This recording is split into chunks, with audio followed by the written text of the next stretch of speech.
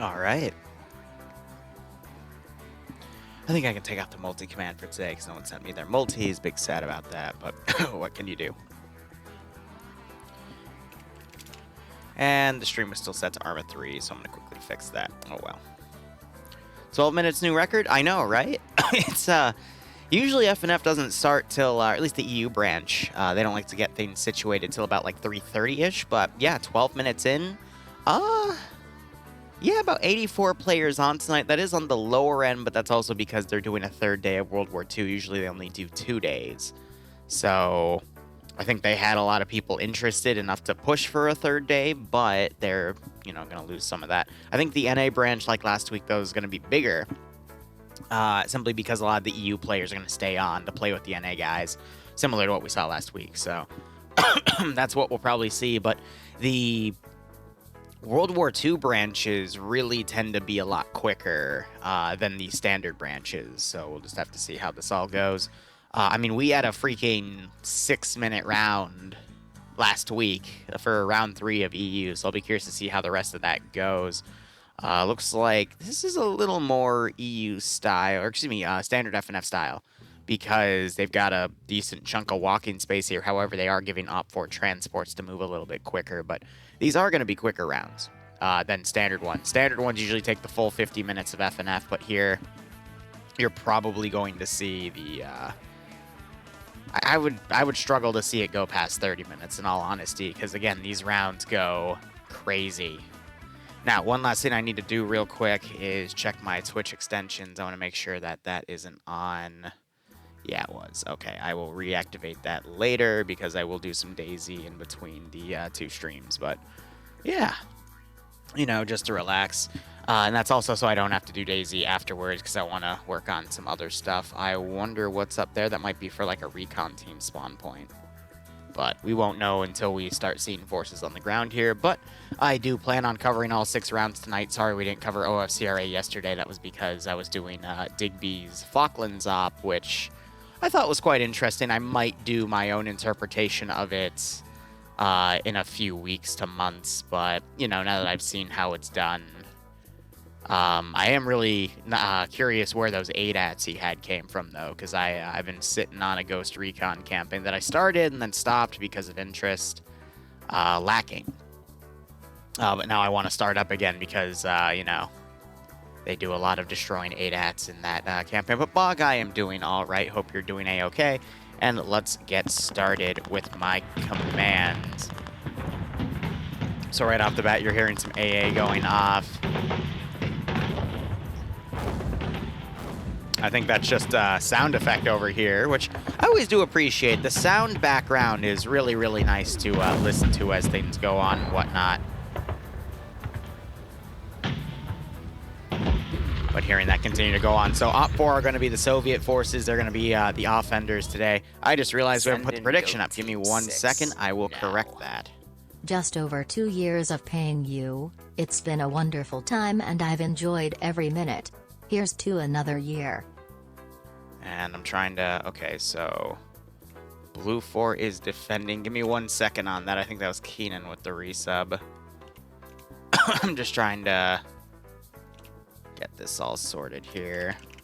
And we'll do the full 15 minutes, even though it's a little worrisome, but I think we'll still have that amount of time left over, so... Get that all sorted. All right, let's tab back in and get this done. Keenan, thanks to a 25-month resub, my man. I hope you keep enjoying the operations. I do hope you get a nice kick out of this scenario, but we got OPT4 attacking. OPT4 have 2 M2 scout cars with them, and then plenty of transports to move up here. Blue 4 otherwise is defending, and they've got 3 sectors to defend. It looks like 3 little fortifications here. This wouldn't be a bad AO to actually assault. Some of these AOs I have gone into the mission files and taken the compositions to use for later, because they are pretty nice AOs in my opinion. But it's going to be the Japanese defending. They do have a few transports of their own to get around, but otherwise this is what they're going to be working with. They also have 2 static MGs somewhere. I just don't know where they are. Ah, here they are. So these are fun to carry around. It's literally just a gun on a little stake there to keep it upright, but that should be nice nonetheless. But gunfire is all background noise for this scenario. I assume it'll die down when the mission actually begins. But Japanese forces defending these 3 sectors are going to be having the bolt-action Type 99 rifles, the Type 100 machine guns, and the Type 99 or Type 100 SMG.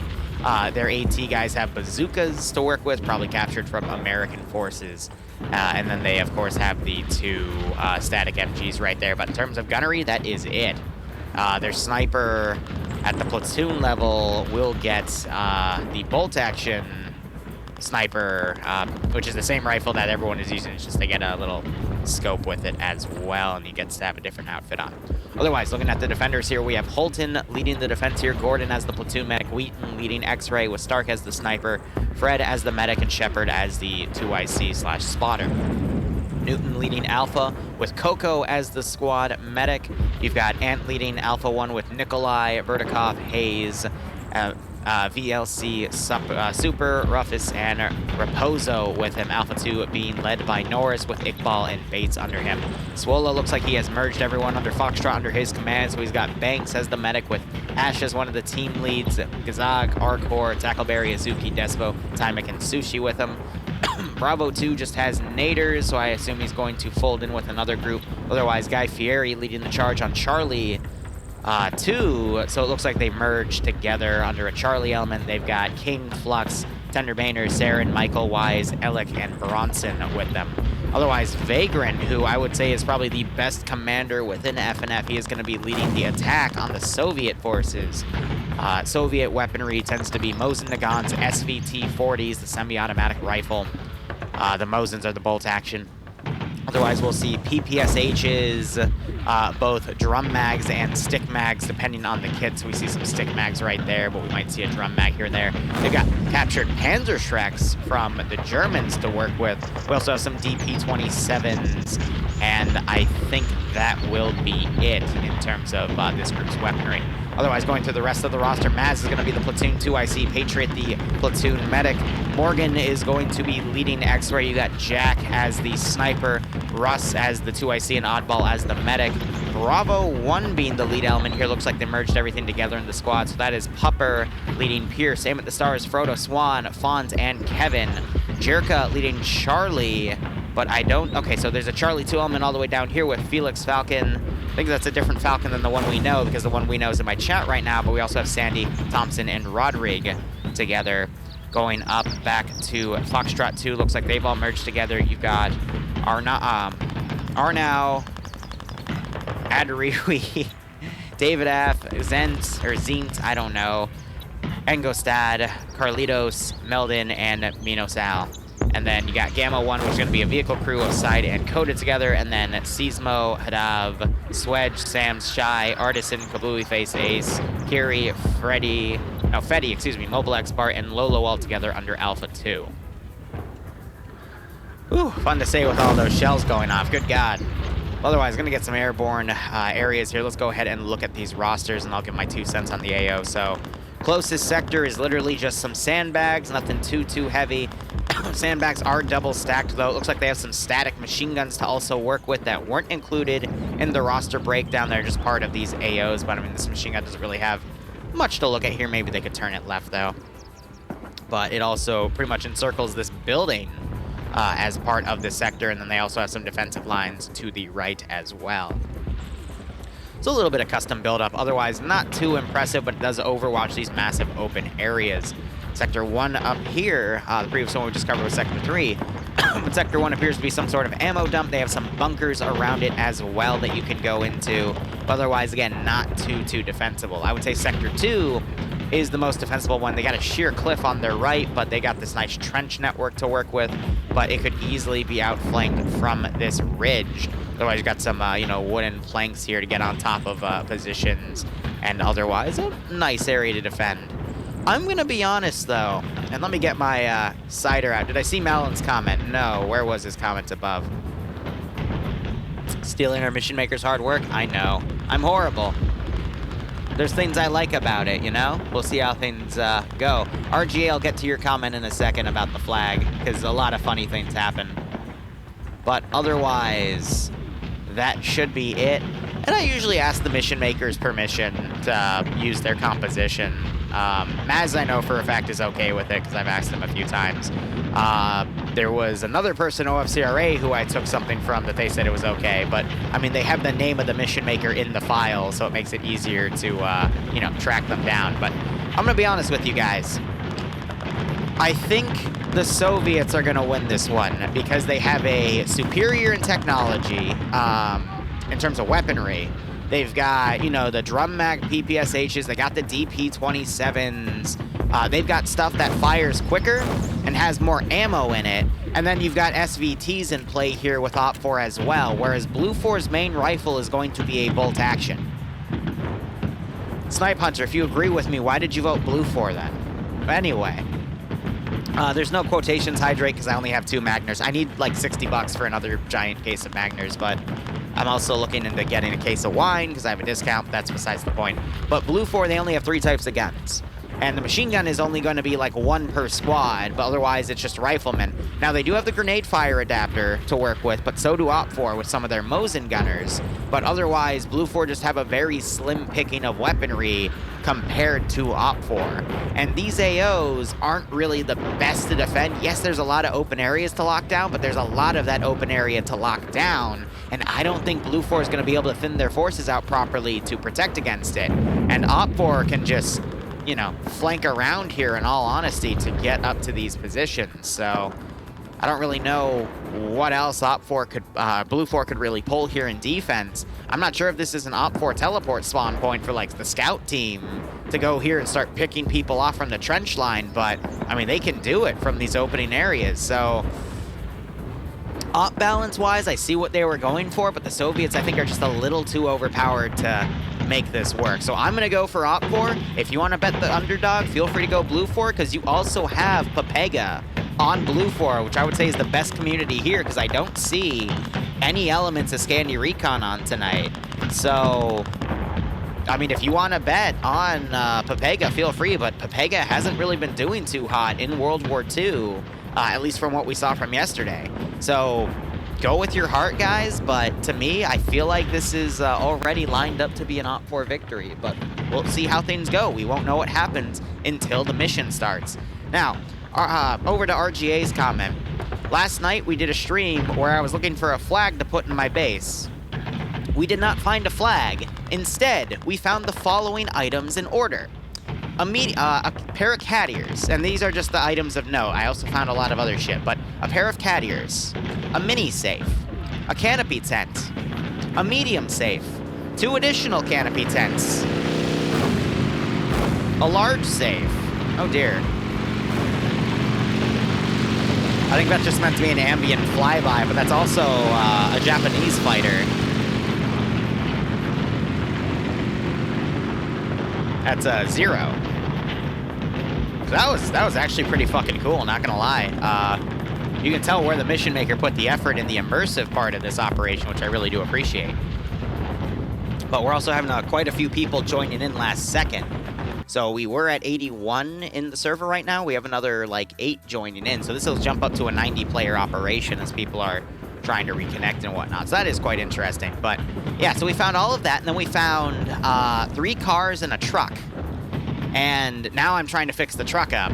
And then while I was trying to fix the truck up, trying to find out how to get more wheels for it, I found another version of the truck with more wheels. So now I'm getting the wheels fixed, but now I have to find a wrench to unflip the truck because the truck flipped itself on a server restart. So we'll be streaming some of that later today. But I found literally everything but the damn flag. We did find a Golden Desert Eagle too. We found at least 20 different guns, most of them shotguns.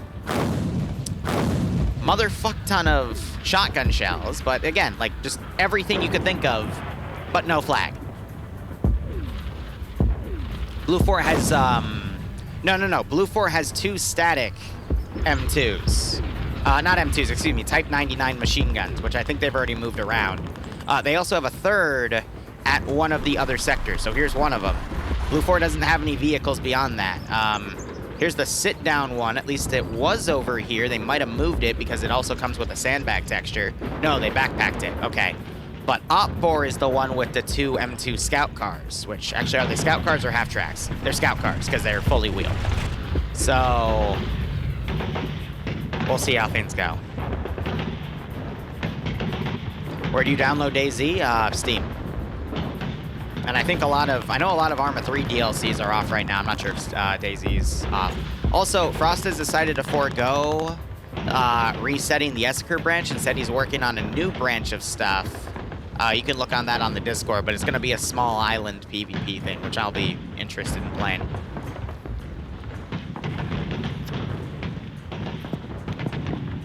Whew.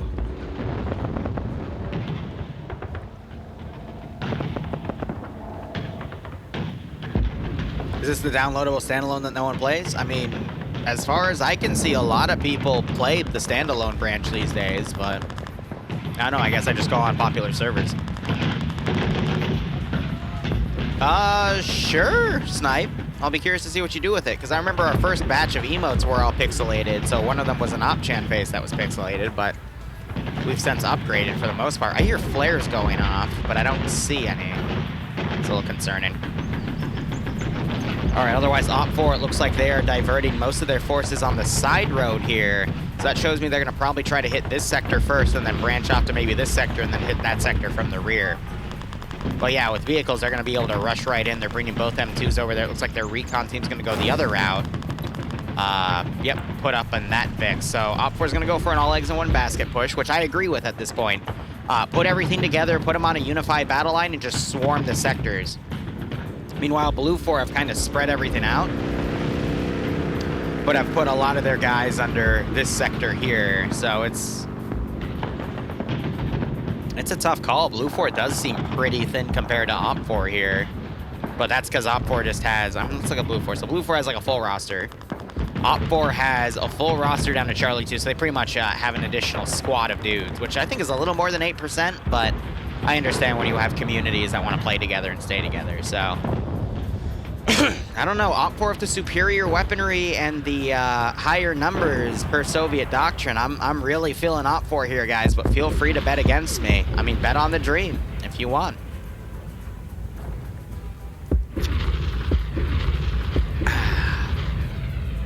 It's a lot of interesting sound effects going on, that's for sure. Looks like some people are getting out of one of the trucks. They're gonna head around a different way.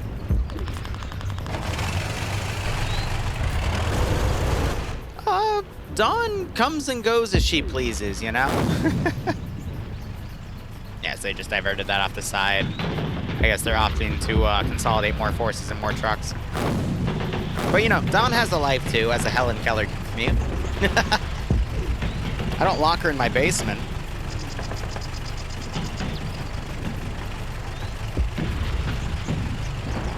And there's the mission start.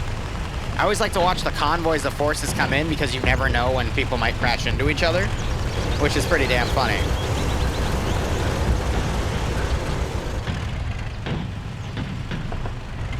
Looks like they have a little bit of an ordering issue here.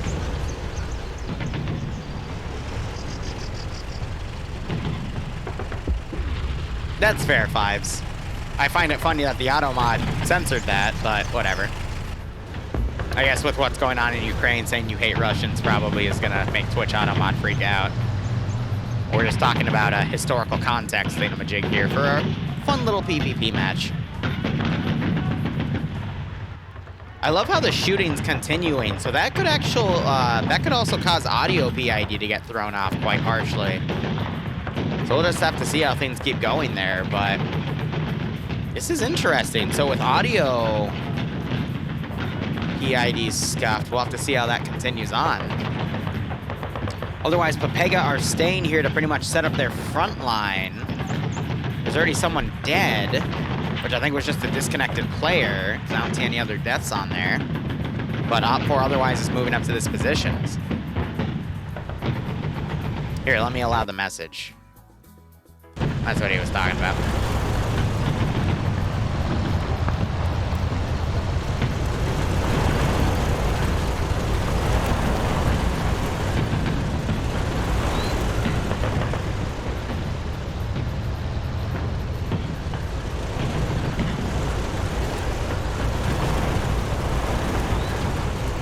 Alright, they're gonna stop short and move in. That's gonna be about a kilometer-long walk.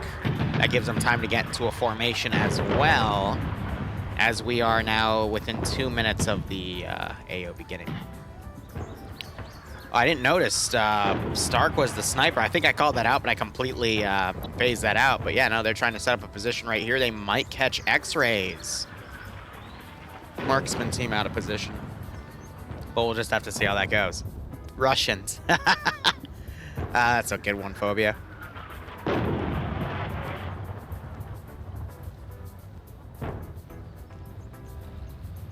No, Malin, it was totally the mission maker. He put a delayed trigger spawn of a plane, and it took him like 30 minutes to code it and get it right, and then set it to careless hold fire in testing because he noticed they still bombed the units on the ground. And it took him like an hour and a half to make it instead of doing what you did and literally just spawning it in the Zeus interface and flying it around for 2 minutes and having it work just fine. You know? Clearly the mission maker did that.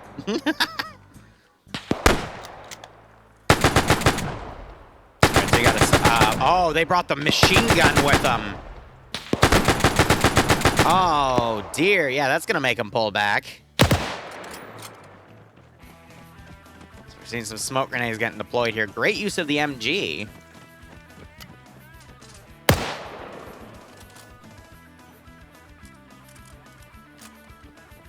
And they got the camera to work with them, so they're blindly suppressing here. I'd imagine... No, they re-backpacked the MG and they picked up the pieces, and now they're just trying to pick people off. So it's a little marksman fight here, but... They just can't seem to get a shot on each other. But they have the other two members of the marksman team coming around here. Oh, Shepard just got hit. Needs to move back at this point. He's lucky he didn't get killed with that shot, because usually the first shot will kill you. Unless Arma thinks you got shot in the limbs. Alright, looks like Blue 4 otherwise is taking fire. They just lost 2 guys over here. King dying early on with Bronson. Because Blue 4 decided to space out a perimeter here, and that is just spreading them out even more to get cut down. Bronson wakes back up. Op 4 getting this really nice unified battle line coming up. Looks like they've spotted Blue 4 coming in, but we have AT firing. That was a Panzerfaust round, knocking out David and Arno. And otherwise doing a lot of damage everywhere else. So great use of AT by Blue 4 with their bazookas. I think I call it as the Panzerfaust. Op 4 of the Panzerfausts. Oh, no, they have Panzerschrecks, my bad. Blue 4 have bazookas, but otherwise good use there. Bronson getting knocked out again by the 50 cal. You can tell it's that heavy noise of the 50 cal firing from the cars here. And also the ambient noise has stopped. And then we've got Blue 4 sending Alpha 2 up this ridge here, I guess, for a little bit of additional overwatch. Otherwise, they also have their reconnaissance team trying to find a line to engage Op 4's reconnaissance team. Have I ever heard of fig butter? It's, I'm gonna be honest, no, but that does sound delicious. You'd be surprised what, like, a nice tart or sweet butter can do for certain cooking things. Not your everyday cooking, but, you know, for, like, spreads especially. On your toasted one. Well, that's pretty good. So Kiri taking a bazooka, getting noob tubed there, but I mean, Blue 4 is trying everything they can to fight this superior force, or at least slow them down. Another rocket going out. That got a kill and knocked out Carlitos. These guys are still bandaging. That killed Dorden. More AT firing, and that's another kill. And knocking out Majo there. But that is Meldon eliminated. Oh, God, and it continues. And that double tapped someone, I think, or that might have just been the body still there. But, yeah, no, bazookas, man. And that is forcing a rout. Great use of an infantry shock weapon here. And it just goes to show you how powerful it can be against a grouped-up squad like that. All right, so I'm trying to see. Looks like a few guys are looping back to potentially pick up their casualties that are knocked unconscious, checking the dead as well. But it looks like Tenderbaner was eventually taken out here by additional forces on their flanks. Otherwise, now you're going to have Blue 4 kind of holding the position here. Wise watching up the hill in the meantime. But let's see how well Pepega can do tonight.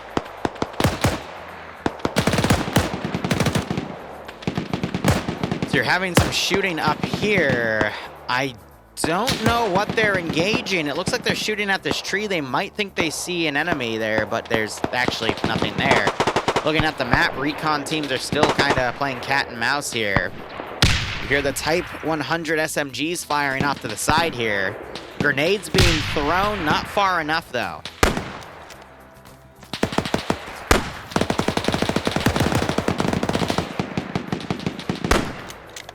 Now you got these bolt actions in play. So a really nice thing that OpFor is doing here by keeping all their forces together is by refusing to send smaller groups to potentially get killed off. Ooh, is that a smoke grenade?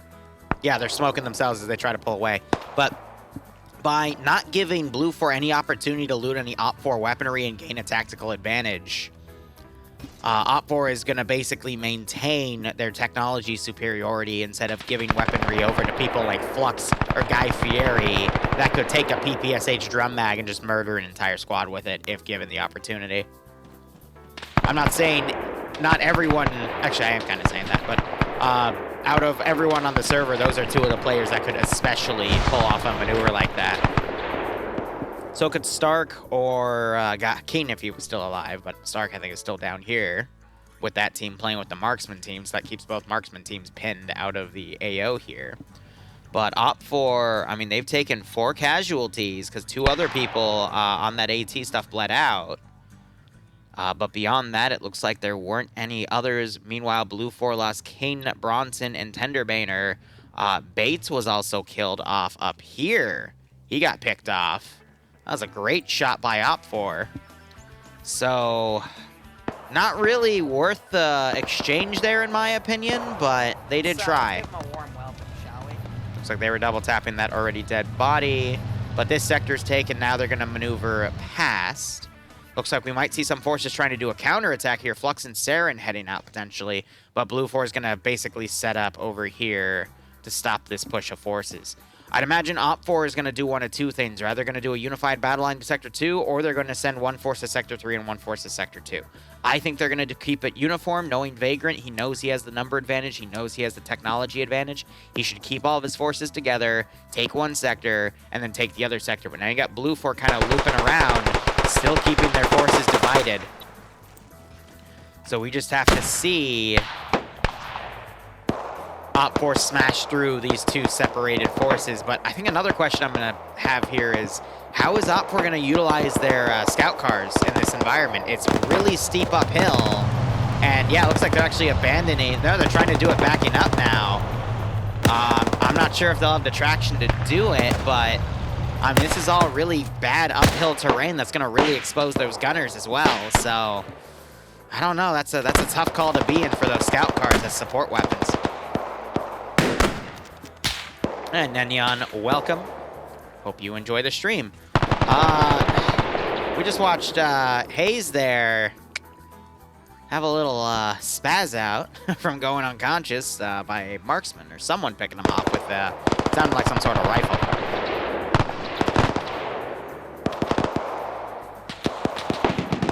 Meanwhile, you have 2 Blue4 guys up here. Mobile X, though, on his own. You know, it'd be funny if this was Falcon. Everyone would be up in arms, but I guess not. So he's way on his own right here. Might be able to get a good flank on these 2 Blue4 guys. He could come up and definitely get a line on them. But otherwise, these guys are doing a good job of pinning the OpFor element down, but they don't have a lot of room to maneuver here. They've got a submachine gun and a regular, it's like a light machine gun. And they're basically just firing down to stop OpFor's advance here. But look at this battle line they've adjusted here. It's brilliant, but the southeasternmost side is about to get flanked by a counterattack from Blue4.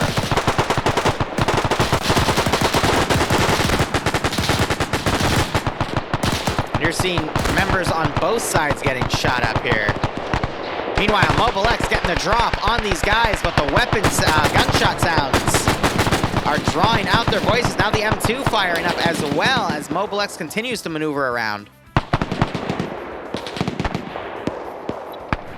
I mean, it's just part of the overall push here, but One well-placed rifleman is going to be able to get the pick off on this guy, too.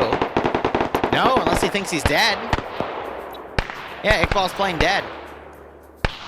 And I think Mobile's going to fall for it.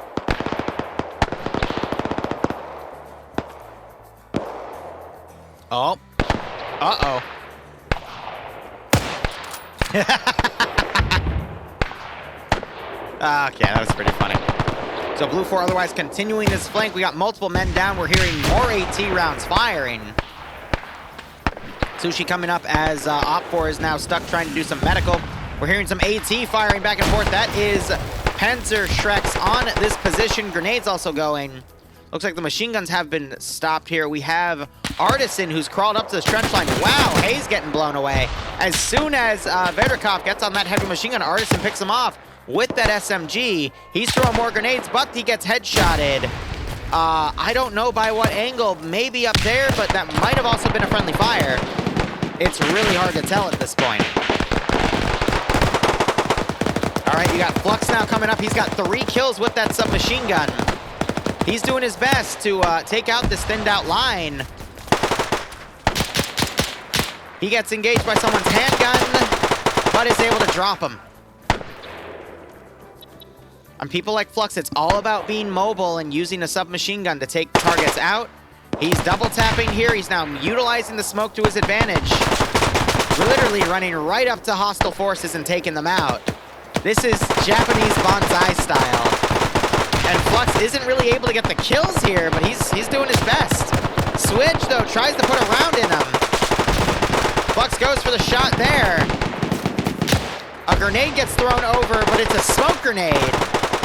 Otherwise, that might have gotten Flux. Flux eventually getting taken out by Switch there as he attempts to return fire, but that was a decent call. A lot of people down on this side. Op 4 is losing a lot of manpower here.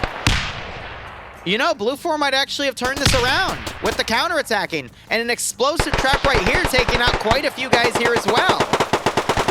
This could be a massive upset. Because usually all of last week, the attackers were winning left and right.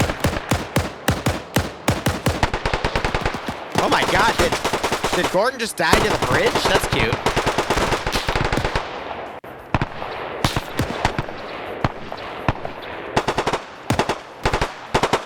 And you got Wheaton over here, part of X-Rays folded back, and now they're getting some knockouts too.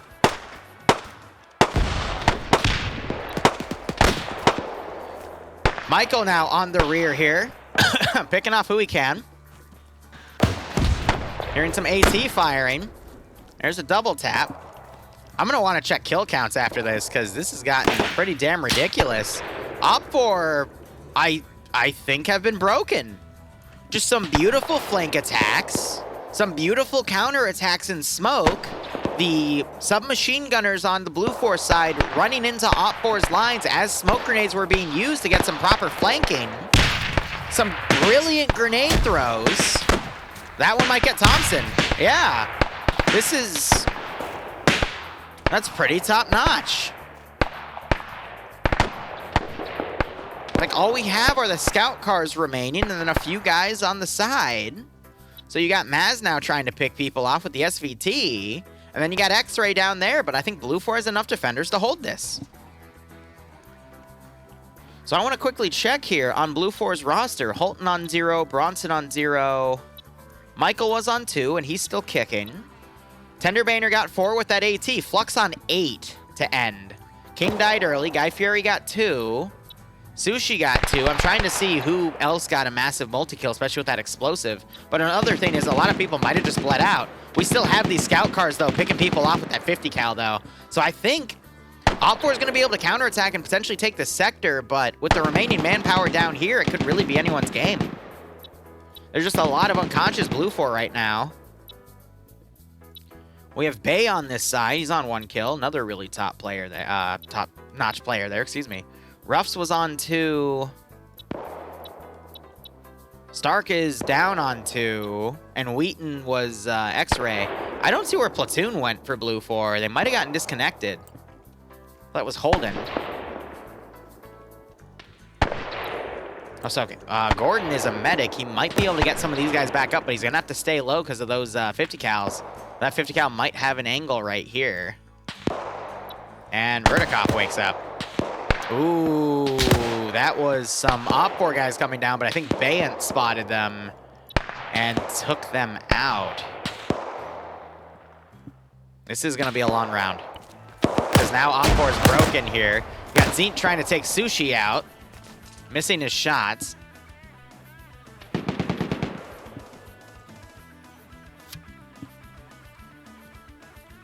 Pretty big upset. Yes, Fardoni, I saw that. Please do not put thermal paste on your gold pins when you put your CPU on your motherboard. I can't believe people are that silly, but I guess they are. Did he just... Wow. But I'm pretty sure he just shot and double tapped an Op4 body right here. So that was a little awkward.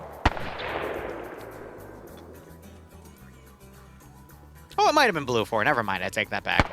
It's really hard to tell. Yeah, Zint's quickly bandaging. He picked off that guy. I mean, he's got an SVT. You know, semi-auto rifles are pretty fucking nice here.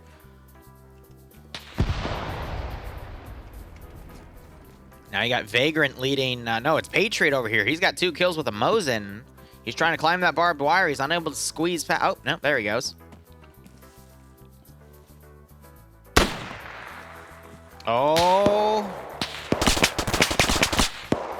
And Stark gets the knockout, but now he's being fired at by... I don't even know what's up there. Oh, man. Maybe they mis-PID'd him? I don't know. Oh, God. And that would have been bad. But Patriot's back up. He's only got a Mosin, but he doesn't check his 6. He gets a kill. Patriot dodging all these shots. But Bay saves the day. Only for a 50 cal to shoot at him, but he's still alive. Well, that wasn't it. That was interesting.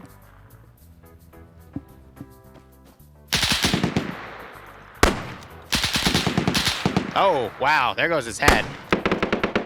Bayant gets the pick off on the 50. That was Coda on 5 kills. But yeah, now you're going to have the vehicle crews dismounting here. You got otherwise X-Ray coming in. Throwing some grenades. That might kill Russ. Oh, it did a lot of damage to Russ. Swola coming around with the Type 100. Russ misses the shot. Swola knocks him out. Ash popping a grenade. It bounces. Oh, that was a great bounce. Tackleberry trying to come around. Screws up his grenade throw.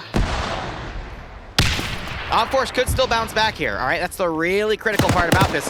Zint finds and Hillary Clinton's Banks in the back of the head. This could still turn around. It is incredibly close. I think Bay might be able to hold this northern sector here, but he's outgunned. Holton and Zint exchanging fire. Tackleberry getting knocked out by Morgan. Swola didn't see Russ through that little slit. Grenade throw right on top of Morgan. This is what I'm talking about. That technology advantage of Op4's weaponry is really coming in hand here. Russ, I think, sees the weapon. Opts for a little bit of medical. Swola's doing the same thing. He sees it. He sees the arm. He's trying to get a shot here. He's just unable to find the angle. Now Swola's trying to come around. Russ might be thinking the same thing. Tackleberry wakes back up. Look up on the northern side. Op4 had a guy down. He's back awake. It's Swola and Coda, Coop, excuse me, 2 members of Pepega fighting against Bay. You got Stark coming around off the side. If Coop and Side can take Bay out, that's all they need for that sector. Otherwise, Tackleberry got knocked out again. Blue 4 only needs to win one of these fights, whereas it looks like Coop just got taken out. It's only up the side now. Whereas Op4 need to win both of these fights. I think they're going to win the southern fight at this rate. Zint under heavy fire from Holton again. He gets knocked to his feet. Holton might find the angle. He does not. Swola pushing out. Little risky. I think Op4 is going to be able to take this sector and then come around to Sector 2 here. But the question is, can Bay hold? I have no idea what Ash is shooting at. Oh, he's shooting out the doorway down. Wow, Holton. Or no, it might have been Swola right there and Holton getting a double kill right there on those two op4 guys. Now the Southern AO is in question. It's a 3v3. North, it's a 1v2. Jack missing a shot on Swola. It's again, you're seeing the mobility of the guys with the Type 100 SMGs. Doing a great job, showing a good balance of aggression. And you got Jack with the Mosin right here doing his best. A grenade is thrown. Swola backs up a little too much and gets blown up by the grenade. This is why I love World War II FNF, because the fucking grenades actually do something. Holden going with his handgun there. Knocks out Zeke. Not sure if he'll wake back up. Sideways was just taken out. I think Bay got that kill too. He's on 6 right now with that damn Mosin. No, it's a Type 99 rifle. Excuse me, the Arstikia, whatever. So now it's just up to 3 guys back here. Jack double taps the body. Blue 4 hiding in this one building. That is the best call they can make because they do have the submachine guns. But Holton, I think he's going to continue to go mobile because that's been really working for him. So I think he just saw Oddball run right. He's going to catch both of these guys on the rear. Misses the burst and Oddball bitch slaps him back. Oh, that's brilliant. Jack, meanwhile, friendly firing. You really don't want to see that right now with how thin the amount of remaining infantry is. Jack might end up pushing right into Ash's position. You got Stark now coming south. This is technically a 3v4 right now in terms of remaining players. And Fred's going AFK for booze. Jack have medical perms? No, I don't think he's going to be able to save Zint. Op4 doesn't have... actually, no, they do have Oddball, so they could get Zint back up. But that is really up in the air. Holton, I doubt he's going to wake back up. It is just up to Ash to cover, and he has a Type 100 to do it. I've seen grenades thrown through these windows, like, kill people up here, which I always find hilarious. So we might see a grenade throw utilized. Otherwise, we'll just have to see how the rest of this goes. But we're only 25 minutes into this round. So like I said, it's really rare for World War II rounds to go past the 30-minute mark. When I say the 30-minute mark, I technically mean the 45-minute mark displayed here because you have 50 minutes of safe start and, you know, 30 of the 50 minutes of the round. Stark might get a pick-off here if he notices. He might not. Hold on. Yep. Notice how Stark has picked up that submachine gun. Now you got Ash firing. Yeah, he's firing through this little silhouette of windows here. I actually don't see the bullets penning that. Stark finishing off those two. Now it's 2v4. I think Blue 4 has this. Unless Russ gets like a beautiful pick-off here with his Mosin, which could happen. These two are sticking together. One of them has... Oddball picked up the Type 100, seeing how effective it's been. Stark might get an ambush. He's dressed up for it, too. He's gonna get it. No, oh, Oddball missed it. Here comes the Japanese. Oddball hears them. Oh, but Russ comes into the view.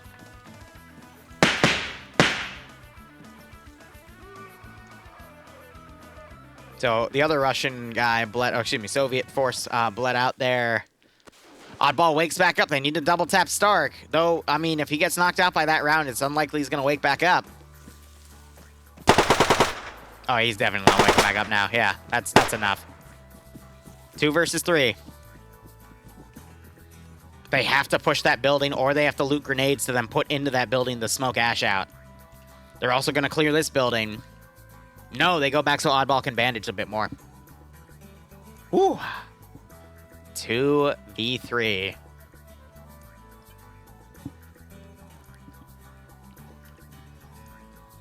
Those wake-up checks, man, they're brutal.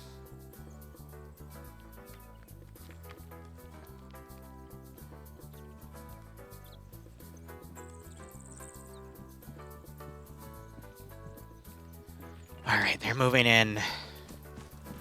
Stark bleeds out.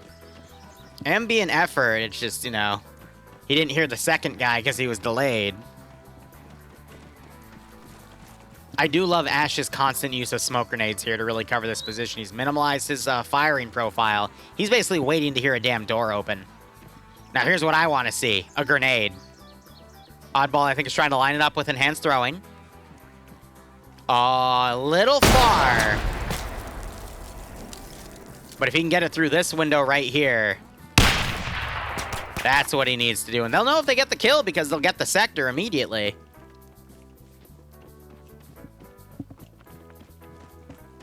A frontal assault is really unwise here. There's other bodies that they can choose from. If they attack front to front, they're not going to be able to survive this one.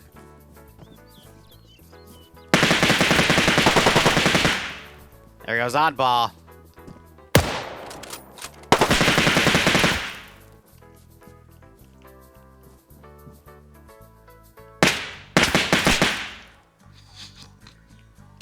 What did I tell you? What did I tell you? Ash isn't going to go down and double tap, though, so these two could still wake back up because that was only submachine gun rounds, but it's over. Blue 4, I think, just clutched it. I thought the technology advantage would be good, but Blue 4 did a really great flanking of both pincers. Not pincers, excuse me, of both flanks of the main assault force on Sector 2, and that's what won it for him. That is honestly what won it for him. It was a good round.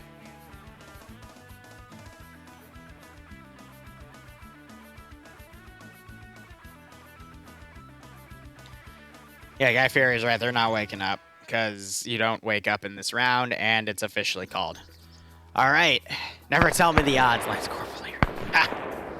So, I mean, last week, the first round of EU also went very, very close. So I'm not surprised with that at all. Still didn't make it past the 30-minute mark, though. So, whew. We'll get that paid out. We'll play an intermission, and we will get through everything. But thank you so much for participating in that first round with me. We will get on with round 2 in just a moment. Let's go ahead, run our intermission stuff.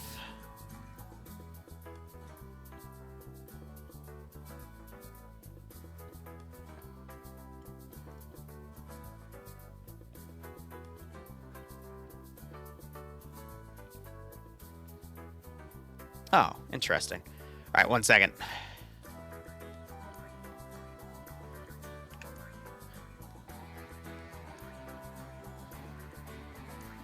I need to reconnect the server with a different connection type. There we go.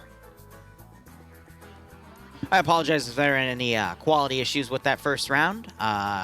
In terms of the stream, I think I just corrected it because I was on a wireless connection. Now I have switched to the wired because I thought I was connected to both for other stuff otherwise. All right, that is all set. Still no links for the multi. That's fine. Let's go ahead and start changing out our commands. This is Henderson Airfield. Interesting.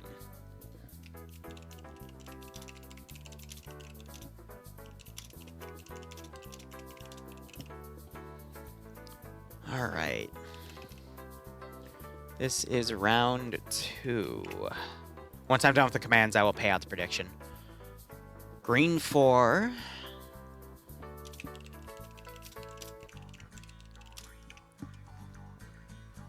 Let's give him a warm welcome, shall we?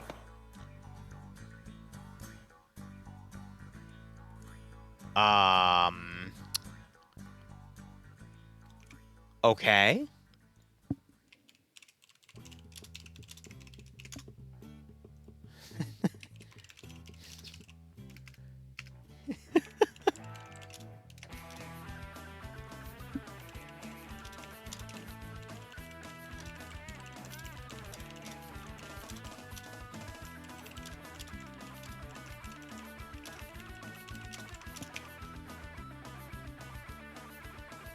That's interesting. Green 4 has a 10% numbers advantage. 2 Bren carriers, a landing ship, and a Cromwell BT, while Blue 4 is 6-inch gun.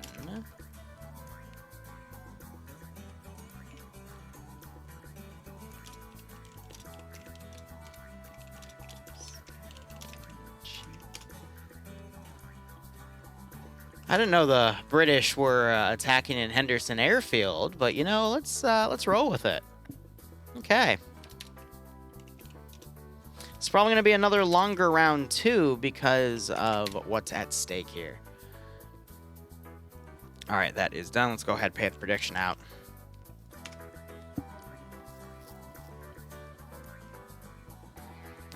And there we are. All right, I'm gonna go see if I have another cider. BRB.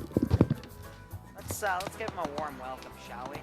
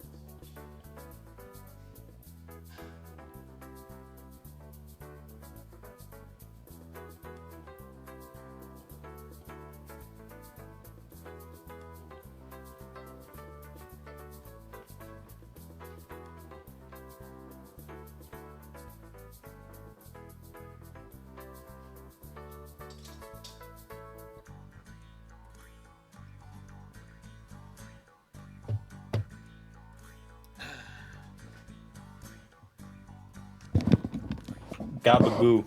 Whew. Hey, sorry, Dream. I was AFK. Grabbed my last Magner cider. How are you doing? I'm good. I just got home from work and I had to walk home, so my legs hurt. I'm sorry to hear that, man. Are you here to cast or play? Play most likely. All right. Have fun, man. Well, I need to load the game first, so I thought I'd come say hello. Where are we right now in terms of the... It's Henderson Airfield. Except Green 4's British. Yo. Is this round 2 or round 1? Round 2. Round Okay. 1 went super close like last week's EU1. Went down to a 3v2, which turned into a 3v0. Yeah. How far in are we? Have we slotted yet? They are in the process of slotting, but they seem to be going about it quicker than last week. Flux so slide. you probably have a few minutes. I literally messaged Flux when I got out of work saying, can you message me when round 1 ends, please? He put okay, and then just didn't message me. How's your week going? Fine. Just really, really busy. I spent a lot of time doing analytical data, and I'll summarize what that is probably this weekend, because I'm going to, instead of opening another channel, I'm just going to bring back content to the main channel regarding Zeus stuff, because YouTube has shown that they don't really care, actually, so Nice. in terms of the algorithm. So I'll get that going back to 2 videos a day, with every other day having a Zeus video released, or maybe all the time. We'll see. But yeah, just been streaming some DayZ as well, and I saw. getting pissy about that. I've been meaning to play that again. Yep, well, I know a few servers, so if you're interested, feel free to ask. Yeah, oh, Jesus Christ, I've been so busy at work. It's like I'm just basically just stream FNF now because I just have no time. That is entirely understandable with how the world's going right now, so. Yeah. We had a supervisor leave, or supervisor slash co-manager, not co-manager, deputy manager, and everything has just fallen apart within seconds. I am not surprised. Yeah, it's very, very, very, very painful. But, you know, I'm home now. Though, fun little tidbit, it is my birthday next week. In 6 days. Man, I cannot wait to get you a present. Oh my With god. the $20 that you still owe me. Fuck. You never know, maybe you'll get that $20. Maybe. Because I've got a decent amount of money coming in. It's good to hear. I'm glad you're happy. I'm not. Oh. I'm I've glad been you're twisted, miserable. bro. Thanks. You're welcome. No, what is it? I'm contracted to do 16 hours a week. Now, if anyone, you know, I'm a 19-year-old working as a supervisor, That is not very heard of in UK. I don't know what it's like over there in the US, but It's the same way here, to be honest. Yeah, it's not normal. But so that's why I'm only really contracted to 16. About 2 weeks ago, I did 109 hours in 3 weeks, and I just couldn't wake up. I was just down after, and I didn't know. I just didn't know where I was half the time. No, I understand, because I remember my first college job when I worked at a VPN company. They had, I think, 2 people go on vacation, so they instead had me go from the engineering side to customer service to cover them, because you can throw the intern around anywhere. And I worked, I think, 65 hours in 1 week, and absolutely fucking hated it. Yeah, I understand, because a lot of people just say, oh, well, you know, it's your first job, and I understand that. But... Yeah. But then they saw, oh, he's really good at customer service, so they moved me to that department, and they just forgot about me, and then I left. All the customers love me. I'm like a very likable person, and I'm... So I'm being told to tell you that UK law says that you can't be at work for your next shift before 8 hours have gone from when you last finished. Okay, so can I get that in English? Oi, Dream, under British law, you can't be at work for your next shift before 8 hours have gone from when you last worked, oi. I still don't understand what that means. Well, then you're retarded, and I can't help you. How am I retarded? What does that mean? I'm not allowed to be at work at my next shift? That doesn't make any sense.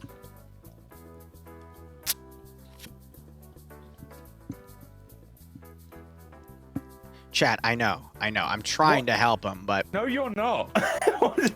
Someone please explain this to me. Okay. It's okay, Dream. Have fun in FNF, buddy. I'm sure you'll get boku kills. I forgot to start my stream. I don't know what's going on anymore. Oh, man. I could say it in Aussie, but then I'd have to... Here, actually, no, I'll say it in Aussie. Give me 1 second. Aussie? Do you mean Aussie?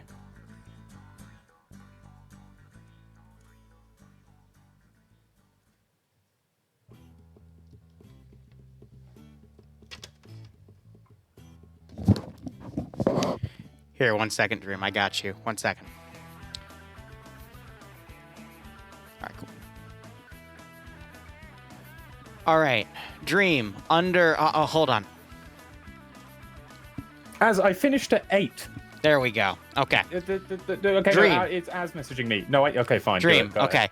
Under the Queensland's law... See, this would make more sense if you were actually watching the stream right now, because I just did this just for you. But under the Queensland's law, you have to wait 8 hours before you can work again, mate. Otherwise, they throw you in jail. Okay? Why did that make more sense than the other 2 explanations? Oh, my fucking God. All right? You good? Why are you upside down? Because I'm doing the Australian impression. Dumbass. Do your British impression. I already did the British. Whatever. Oh, you're just gone.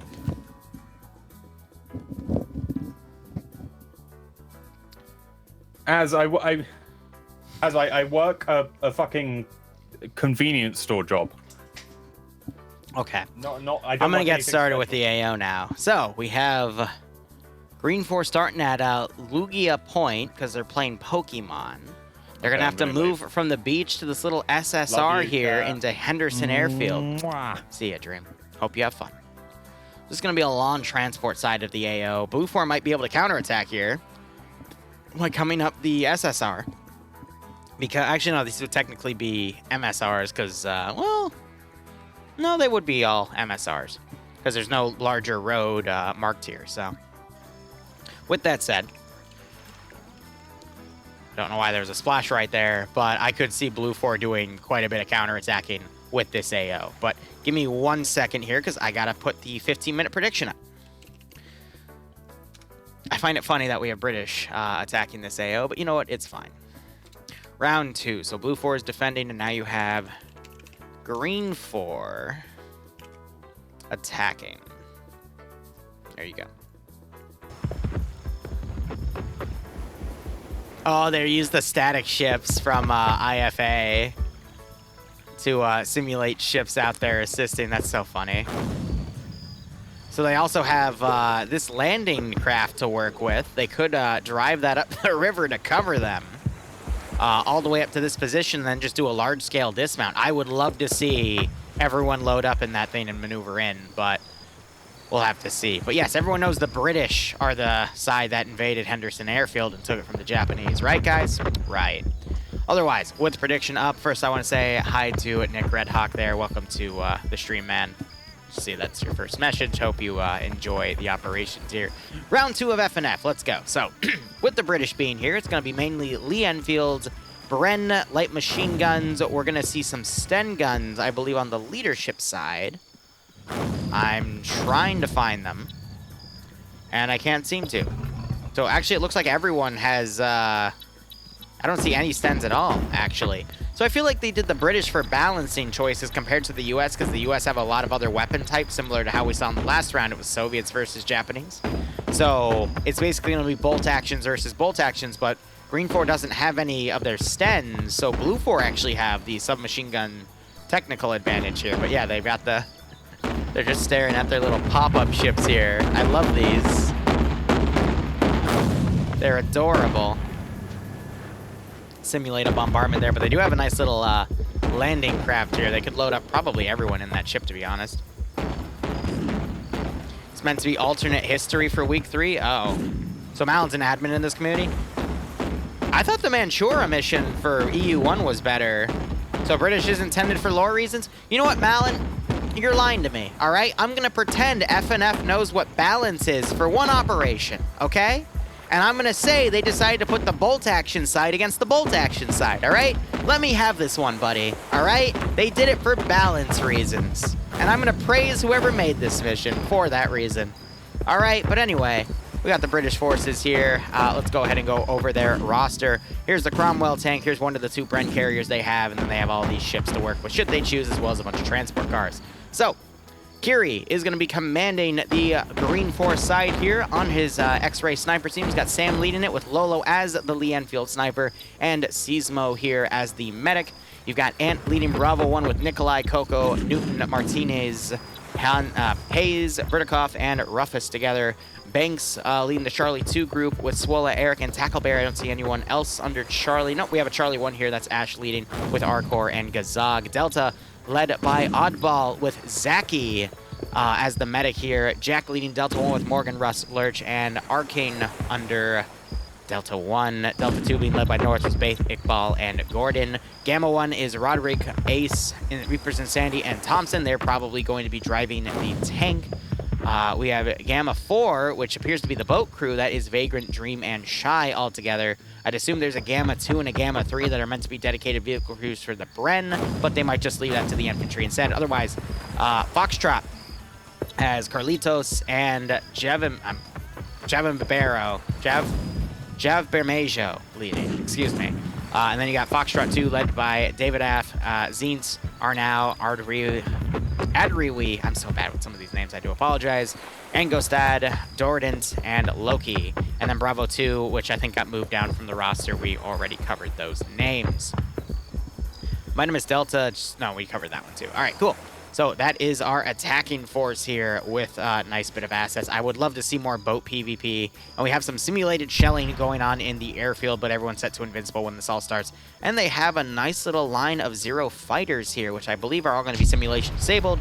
These are just here for show to show Henderson Airfield is under Japanese control.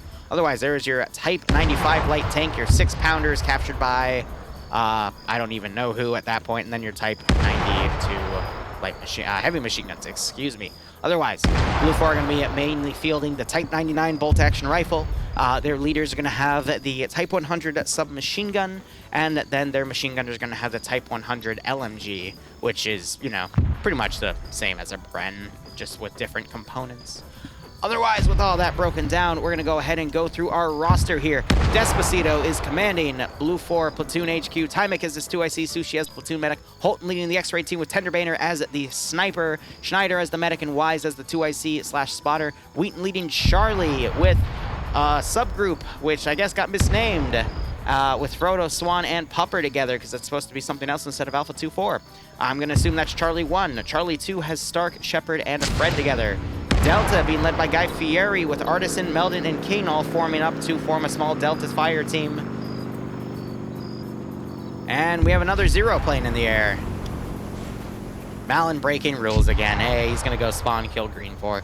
Anyway, Kevin leading Foxtrot here with Jabby, Naders, and Rito together. Another glitch out in the names. It's Fawns, Pierce, and Daedalus working together. Gamma 1, which I believe is going to be the tank crew, is Aim at the Stars, Blam, and Patriot together. And then we have Delta 2 here, led by Lek, with Bart, Michael, Flux, Swedge, Bronson, Saren, Maz, and Bant all together. All right. Otherwise, these are the guns they're going to be working with. Looks like we have a little bit of blood on the ground, probably because they were smacking each other with that turret. But again, this artillery here is just for effect. I think it's to simulate that the fleet here is bombarding the airfield here to shake up the Japanese. But otherwise, the 3 ammo caches are located here, here, and believe it or not, over here. All in the fortified lines. Now, special rules about Henderson Airfield. 1, you cannot drive through the jungle. We saw them try to do it last year. They lost a lot of vehicles. The attacking faction, which was a U.S. force doing a naval invasion of this area, and they got fucked up pretty hard because the trees kind of ate the Vic. So instead, they have a landing craft this time. So I'll be quite curious to see where that goes. But beyond that, we also have the tank, which I assume will maybe try to follow up the coast or go up the MSR, but it's going to need some sort of infantry escort, or it might just be told to tell the Lone Wolf as an asset and go get Boku kills. So who knows? But otherwise, we do see some infantry loading up in jeeps. They can just drive all the way down. Blue 4, I'd imagine, is probably just going to take their tank and drive up the MSR to stop the British head-on. But beyond that, we'll have to see. Here's the play zone within this sector right here. And, I mean, beyond that, we'll just have to see how the rest goes.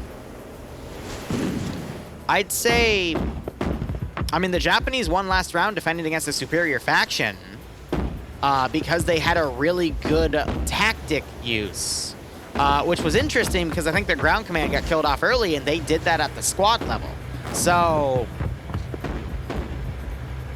I really don't know, to be honest. Wow, Snipe. That was literally a year ago. You little bastard. Snipe's making a joke about MCO. I think it was MCO 2, where we did the naval invasion of Henderson Airfield as the U.S.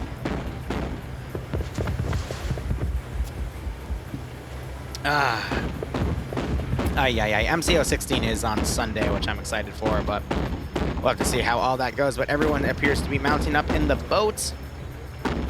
But we also have some side forces getting ready on the flanks here. They might not take the Bren carriers, though, which I think might be a little bit of a mistake, because that front fire machine gun would be really, really nice to use on the open airfield itself. But, I mean, beyond that, we'll just have to see how everything goes. Again, I would love to see everyone mount up in the boat and just drive that in, but beggars can't be choosers. This is live. Yes, Jack. And I'm glad and honored to be the first stream you've ever watched. Hope you enjoy yourself here, man.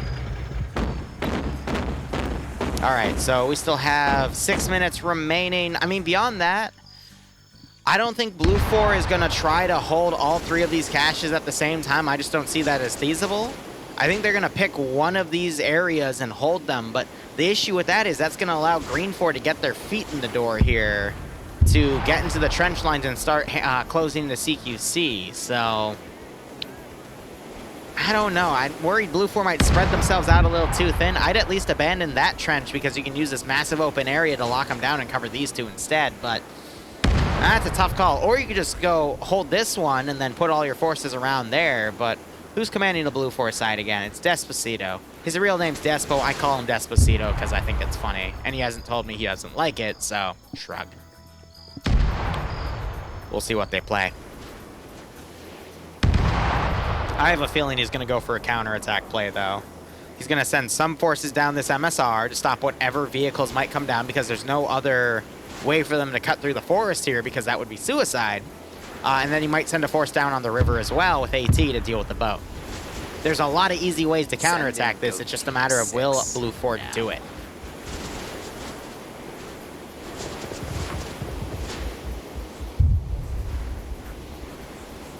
Yeah, Snipe, I'm going to be honest. After MCO 16, I'm probably going to start lowering it to like 50 or 60 players. But we'll see. I just want to try to focus a little less on infantry and player counts and more on just features of the MCO instead. Just because I think it's annoying to field that many people. But, you know, more on that later. Can I fill you in on what's happening? Just PvP. There's about 90 people on the server. They're replaying the Battle of Henderson Airfield, except they have the British forces doing it. One of the admins who's watching the stream, who types on side chat, is claiming it was done because it's alternate history. I'm claiming it's done for the PvP bounds because it's a bolt-action rifle faction versus another bolt-action rifle faction. And we'll see how things go.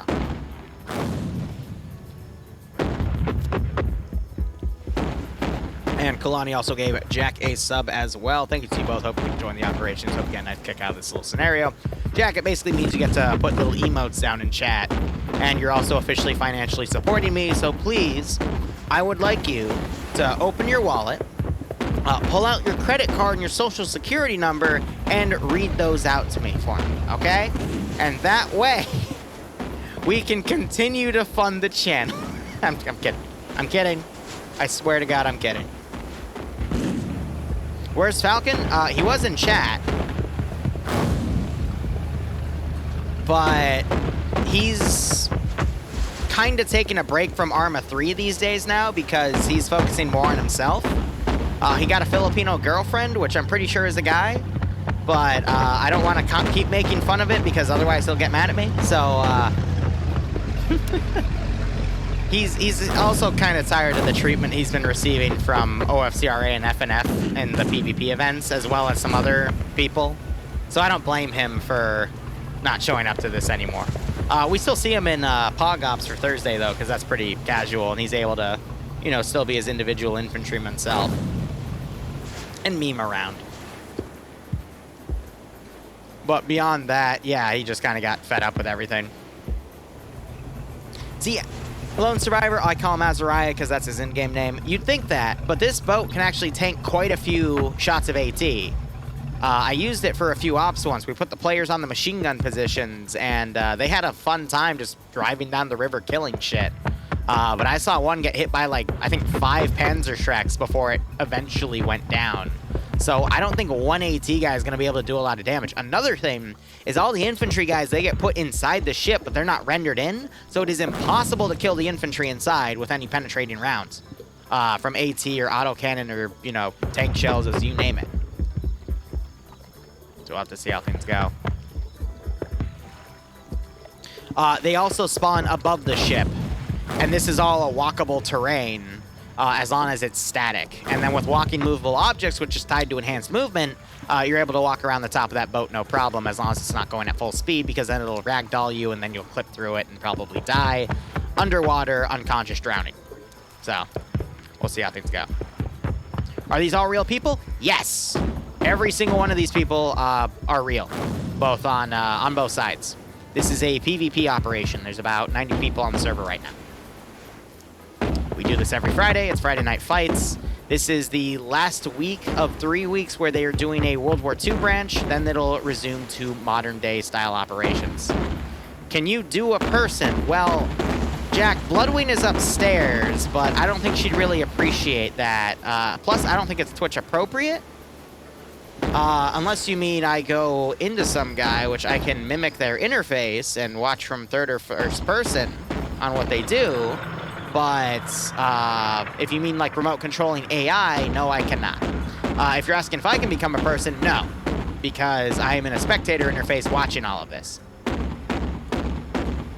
OnlyFans. Actually, we have a Pornhub account for that, but I'm not allowed to legally talk about that while I'm on Twitch because of the contract I signed with them to be a partner, because, you know, you're not supposed to stream in multiple places under the Liru entity, blah, blah, blah. But anyway, mission has started, and they're going... I'd imagine that boat is gonna go down here, and probably park right here, and they're gonna probably walk on foot that way. Because I doubt they're geyonna go down that little silhouette and go south. They could. They could. But I doubt it. What do you call it when an orange gets revenge? Juicitation. Okay, I swear to God, Katarino, the voice-to-text bot said, or text-to-voice bot said justification, and I don't know why, but that just made it funnier. Justice. All right, well, anyway, Katarino, thank you so much for your lovely little joke there. I hope you enjoy the operations with 211 resub, and we got a nice kick out of this scenario. There's Don. Don, people are asking where you were an hour ago. I told them that you were on a date, and I hope it worked out really well. Yeah, they're gonna drive through the damn jungle with that thing. You don't want to drive that through the jungle because it breaks. Hamilton gifting a sub out and goes to Siphonix. Hope you both keep enjoying the operations. And hope you get a nice kick out of this scenario. Jack, I will never have a big mansion because this does not pay as nearly as much money as you think it does, all right? I am literally more broke than you, all right? Trust me on that. But thank you for dropping by. I hope to see you again soon. Wolf raiding with the party, saying time for the memes. Wolf, what were you playing? Actually, no, you're right. The meme is going to be this tank killing itself somehow because it's trying to drive down this fucking road. Time for cider.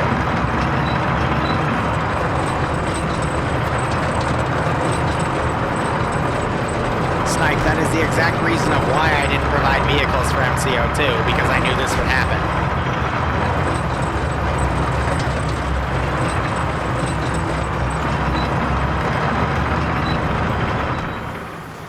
So meanwhile, you got the boat continuing to go on. I think they're going to come down here and then ride this corner out. They're going to then assault this position first, cross, and hit that area. Meanwhile, Blue 4 is going all eggs in one basket on the southern position, which I don't blame them for. They had to pull something like that. And they're going to keep the tank on the airfield. I guess airstrip would be a proper term, and it's trying to drift and do donuts right there. I love how you have a car that's driven down the coast right here, and the tank decided not to follow that route and instead is trying to cut through this way, but looks like now they're on an MSR, and they're going to go down this way, and they have an infantry, wow, 3, 6, 7, all right, about an infantry squad behind them to give them cover when the operation actually begins, so. Finished World War II morning raid, had about 12 people interested, but only 5 showed up. And 5 showed towards the end due to oversleeping. Yeah, that's generally how it happens.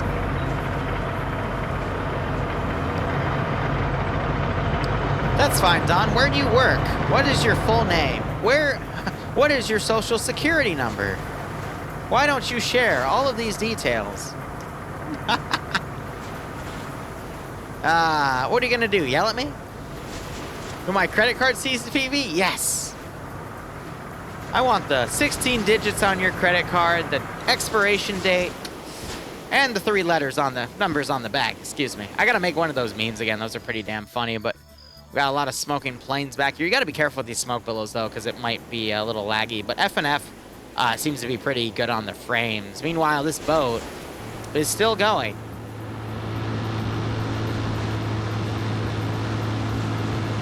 All right, so roughly at that distance, I'm measuring it with my finger, they would be down about right here if they followed the river. AK about halfway to where they were, and they had a recon team already drive down there, so they would have been able to clear it out. But, I mean, from here, they're a little before halfway. I would say 40 to 30% of where they want to go up, because I think they're going to cut there instead. Or they might go short and go in there and just do a wide turn, which would make sense, but... oh, they are starting to turn. They might be going for that to then immediately dismount and hit that position from the front, which I guess makes sense. We're already 5 minutes into maneuvering here. You don't know, that makes sense even more because then the tank will be in a position to actually support the infantry push. So yeah, no, that makes total sense if they decide to dismount in that position.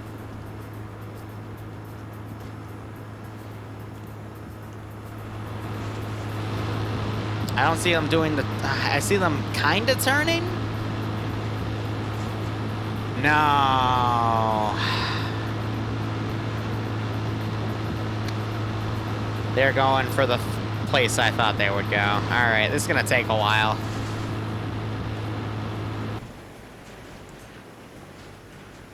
Just cut the engine. So maybe they missed the turn and now they're adjusting instead. Banks getting out of the boat and getting armored. because they didn't cut the speed of the damn boat like they were supposed to. Yeah. Oh, yeah. Yeah. Remember when I said you should cut the speed of it, you know, so you can walk around it and not kill yourselves? Yeah. Yeah. It's okay. People don't think about it. And then I write down timestamps of people being funny. So, did someone die? Yes, Ash is dead. The other guys woke up and almost drowned, but Ash is dead. He will not catch Charizard today. What a shame. So, I don't see other people getting out here, and they're not immediately going forward again. So, are they just deploying this group here to walk that way? And then the rest are going around? This is a really weird setup. But, okay. This is what we get, I guess. So, meanwhile, Green 4 are moving up this road, or have they decided to stop right here to set up an ambush? Looks like they have opted to set up an ambush here. I think they have AT grenades, but beyond that, I'm not sure. But Green 4 have stopped right here. I think they're waiting for the rest of their force to get in position, which is going to be in the form of that boat, which is now still going. Yeah, swim with the fishes, literally.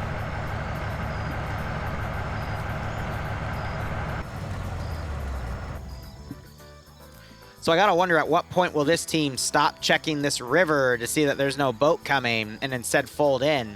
At what point is this team gonna either push or pull back? Because timing-wise, if you're smart, someone else just got knocked out up there. We'll see if he bleeds out. That's Bangs. But again, if you're smart,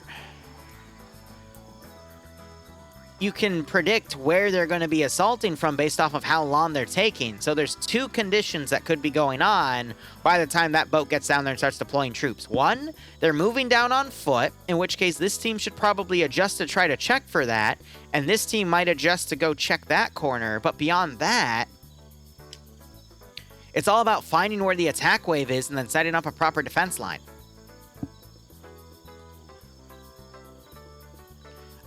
I think they were just dropping a squad off right there. I don't know why. Maybe as a bait or a bait tactic or a diversion. Maybe they were supposed to go in, but now they're stuck because they're doing medical on a guy. I really don't know. And I'm going to be honest, some of the F&F tactics confuse and frighten me sometimes because I, to this day, will sometimes watch an episode back from like a year or two ago, because I started this back in 2020, covering these guys, but they've been doing it for a lot longer. I still don't understand some of the tactics they sometimes choose to do.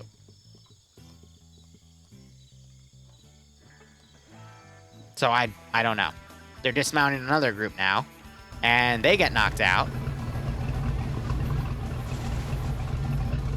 I think the British feels bad that they had such a high number advantage, and now they are, they're evening it out. Look at all the people that were smart and waited for the boat to stop moving.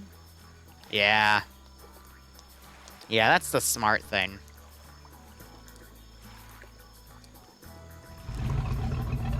Ay, ay, ay.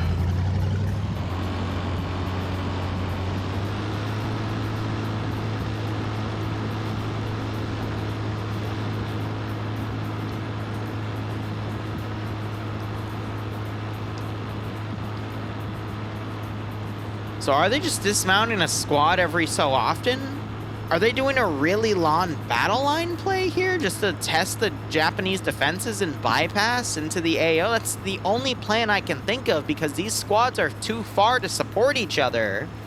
But in that distance, that's leaving some to potentially bypass defensive lines the Japanese would set up. The Blue 4 players here, sorry. Why, though? Wouldn't it be better to keep people a little closer together? That way, if one group comes under contact, you can then encircle the enemy force, eliminate them, and continue pushing with minimal casualties? Wouldn't that be better? Nah, Scandi is not number one right now because Scandi's not even playing this round. So, technically, Scandi is number non-existo, por favor.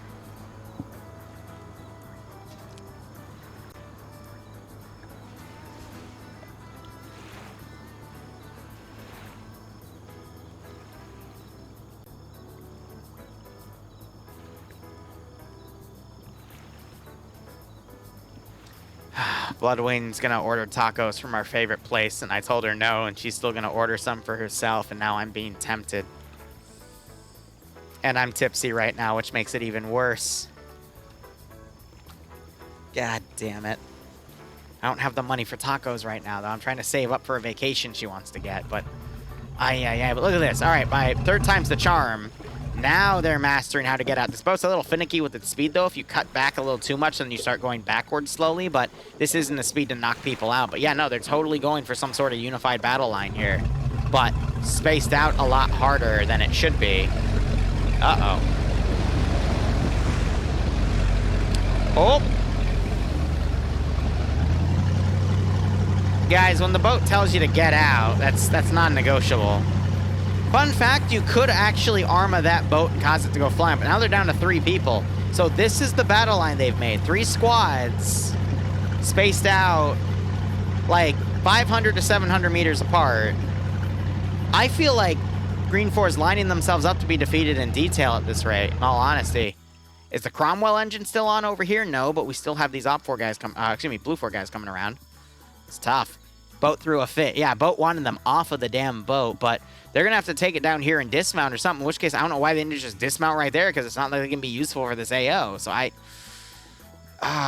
these tactics are really fucking confusing today. Meanwhile, you got the Green 4's X-Ray Force coming up. You got 3 guys kind of grouped up right here. We'll see if they come under contact.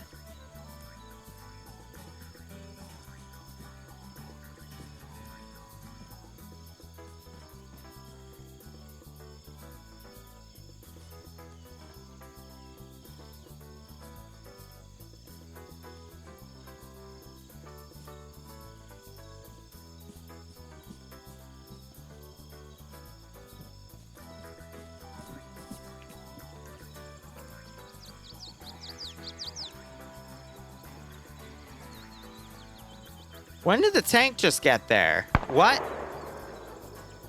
What? Was the tank there?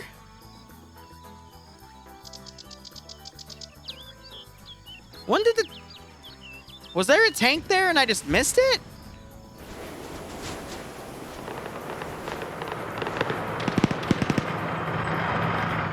Alright, so... The gunner just got disabled on the Cromwell there. So the tank just magically appeared, right? Because I did not see a tank. I'm so confused. I know I'm a little tipsy right now, but... What the fuck?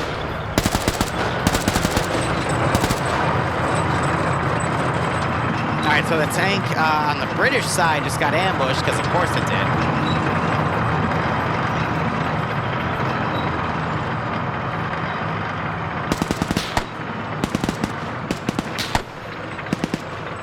It spawned as I noticed it. Okay, all right.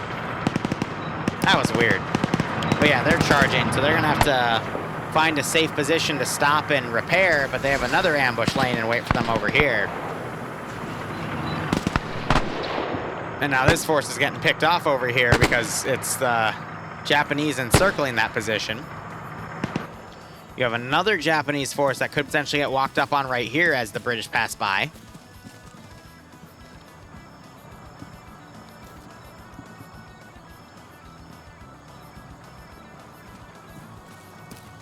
Uh-oh. Did Eric not see them?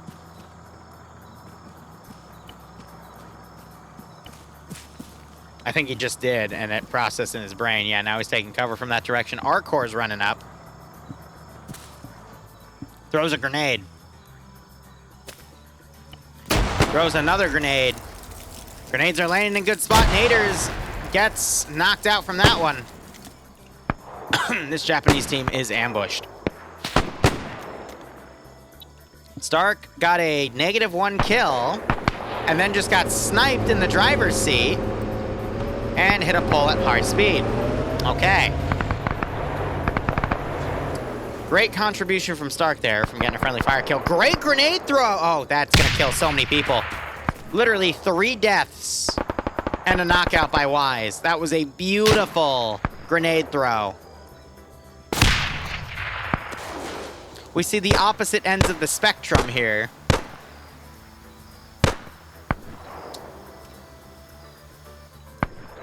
Coco wakes back up, but now Blue Force pushing his position. Blue 4, meanwhile, they're dealing with the guys over there, but let's watch this firefight. We see some smoke grenades being popped off.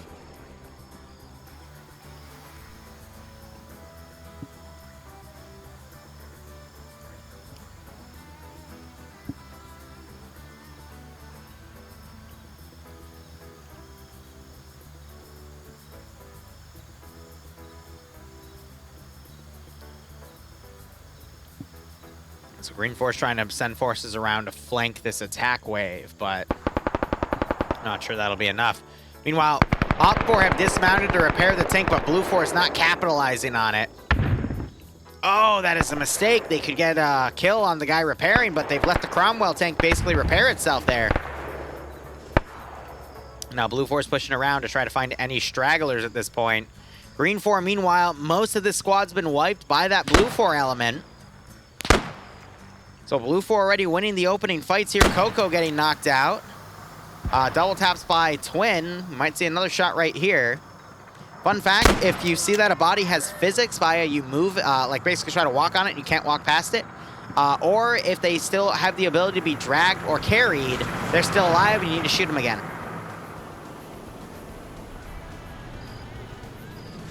Yeah, again, this is what I said in round 1. I'll say it again in round 2.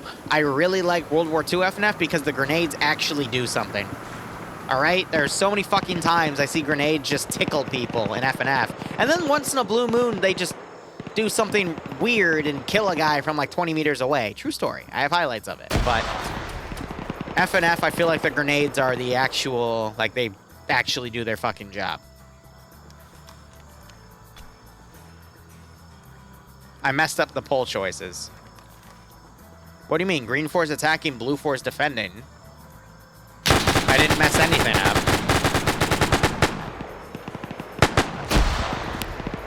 So, I don't know what you're talking about, Snipe. Ooh, grenade right on Fonz and Olive. See? It actually does something.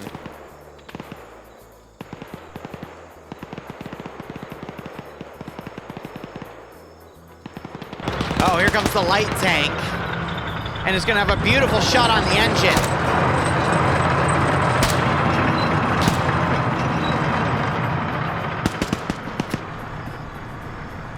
They're going to be incredibly cautious, though. But yeah, the Cromwell's pushing back. Those two guys that try to flank around are still alive. But yeah, so Green 4 has already lost about 2 squads of efficiency here, and the rest of their forces are going to be coming around. Where's that boat? Yep, the boat was left right there, and the infantry dismounted and are coming around this flank. And they, because of how long they took, have met up with the other forces here to make this battle line. The far right flank, though, the 2 squads on top of that are engaged.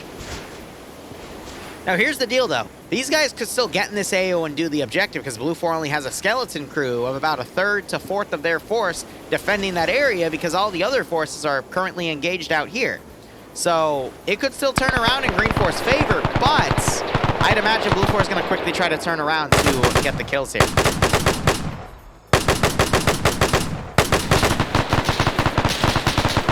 So they're going to probably stay under these firefights to sweep out the British, which gives the British Green 4 forces more time to actually get into the AOs here. Because once they get right here, they'll cut off these Blue 4 guys from getting back to the sector, and then it's up to this group right here who's flanking around to actually hit that 3rd and final cache. Meanwhile, I think Blue 4's noticed that the scout team right here is engaging because we have Blue 4 slowly pulling back over here. And Green 4 moving up on them, but Blue 4 keeps looking in that direction.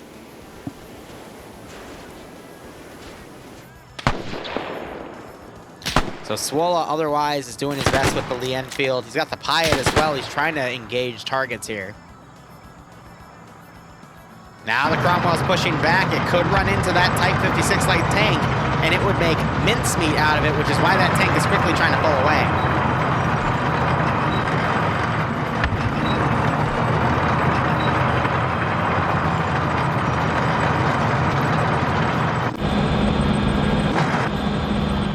Uh-oh. Both tanks miss.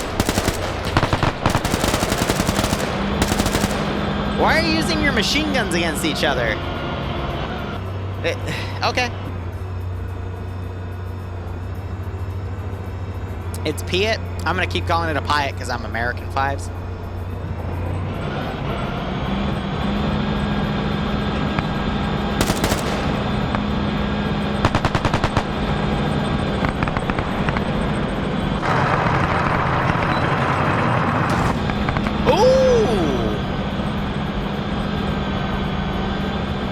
The side armor. I think the Type 56 light tank, the gun could disable the Cromwell, though. But you see these little latches up here turning around. They're trying to find that tank.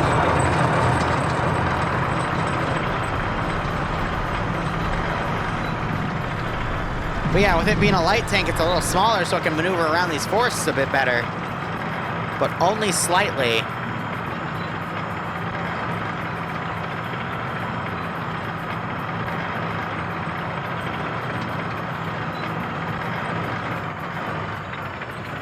So they've shut their engine off, so they're listening to the sounds of the Cromwell's engine. This is why I said don't drive in the forests. I see the Japanese have mastered evasion, though, with their light tanks.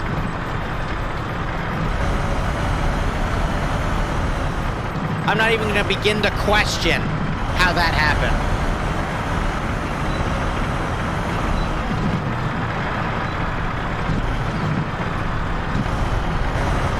Well, you see, Japanese tanks actually managed to master quite a few martial arts here with their tanks, and were able to utilize that in the thick forests of Henderson Airfield during World War II.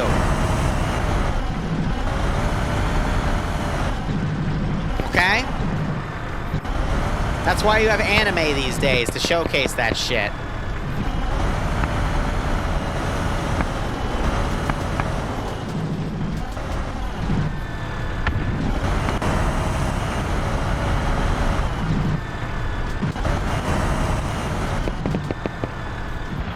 Yeah, so Cromwell's moved off. It's cut its engine. No, it still has its engine on. It's just trying to find where that Type 56 tank went. You got gunfire coming around over here as Green Force starting to move into the sectors. And now it's all up to this group to survive. Bayant got picked off. No, he didn't. He hurt himself on the wooden pole as he tried to move the quarter-pounder gun into position. AT? No AT. Guys, I want to make myself like a double whiskey sour. But that means I'm going to have to get drunk on stream. Send in Go Team 6. I need more money for whiskey. Yeah. Nash, thanks for the 3-month resub. I hope you enjoy the operations, my friend, and I hope you get a nice kick out of this scenario. All right, Bayant has woken back up. And... No... Bay, wake up! Bay, wake up! I don't know why there's a black guy in the Japanese army, but hey, I guess anything's possible. I see. Bay was doing some stretching, some yoga before he got on the 6-inch gun here. Okay, that makes sense. So here's my worry, though. This cache is right here, so they could just blow that up and then blow up these other ones and win. Even though the Japanese are doing better right now, which is Blue Force side.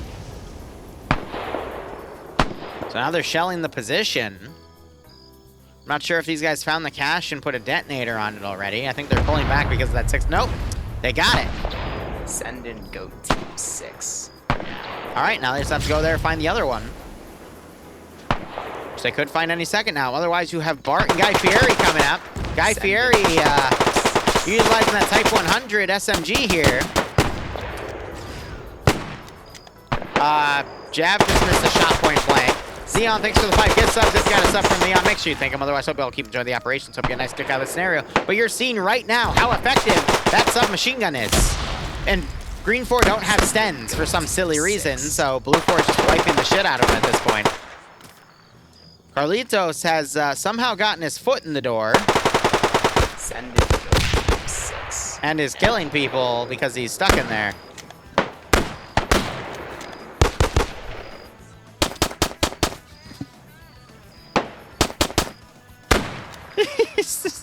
What is this? What is this? Why is it always the round 2 of EU, F, and F where we see all this BS? Okay. Well, Green 4 got mostly wiped there, but they have the cash right here, so if they blow it up, they'll do their job. But we need to see explosives.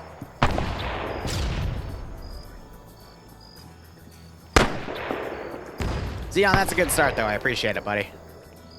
I'll at least make myself a single whiskey sour. Loki getting picked off. Minos also getting picked off. We got Vagrant and Shy on the rear here as the X-Ray team. I appreciate it, Xeon. It is greatly appreciated.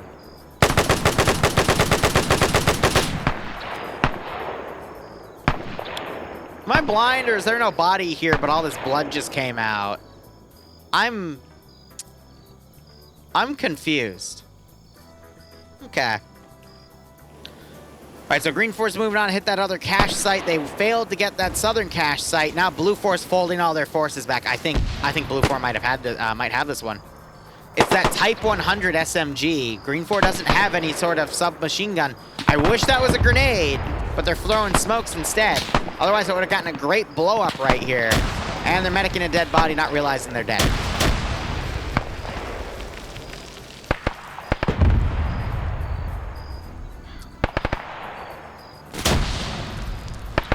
Despo, don't worry, buddy. I think your side's still good. Also, just reminder for myself, it's okay if I call you Despacito, right, Despo? It's my weekly check of that. Otherwise, I think Green 4 aren't... No, they might find this next cache right here and demo it, and then they still might have the opportunity to rush to the third one, but Blue 4 still folding their forces in. I don't know. Could go either way. Grenade gets thrown. Norris is dead. Or not. He should be dead. I'm sorry to say. He should be dead. Very lucky. I mean, sometimes grenade fragmentation doesn't go in that favor.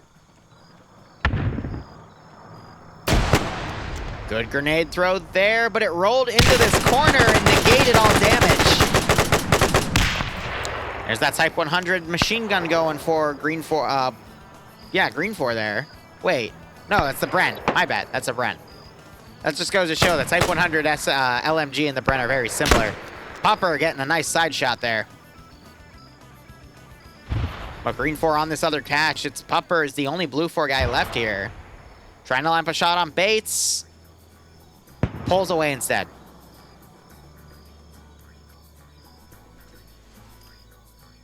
Despo, I try my best, buddy. So now we just need to see Blue 4 fold into this remaining AO. You still got the X-Ray guys right here harassing. And it looks like that Type 1, I forget the type designation, but the light tank of the Japanese got hit, but the gun on the Cromwell got disabled again.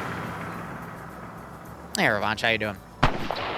So Green 4 pulling away from this cache site. I'd imagine they have a charge on it. Yes, they do. It's right there. They're about to demo it. And then they're going to cross the street and fight these guys. There's the other cache blowing up. Now you just have the third one. Ooh, Dream gets Hillary Clinton by Flux, who I think stole a Bren. Yep. And Flux is on 5 kills. Flux was on 8 kills last round. So he's just maintaining those high kill counts today.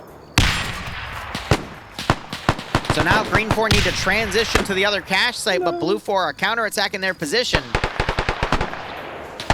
And otherwise, I think Blue 4 might be able to stop Green 4's attack here. In this northern area, Gordon's down.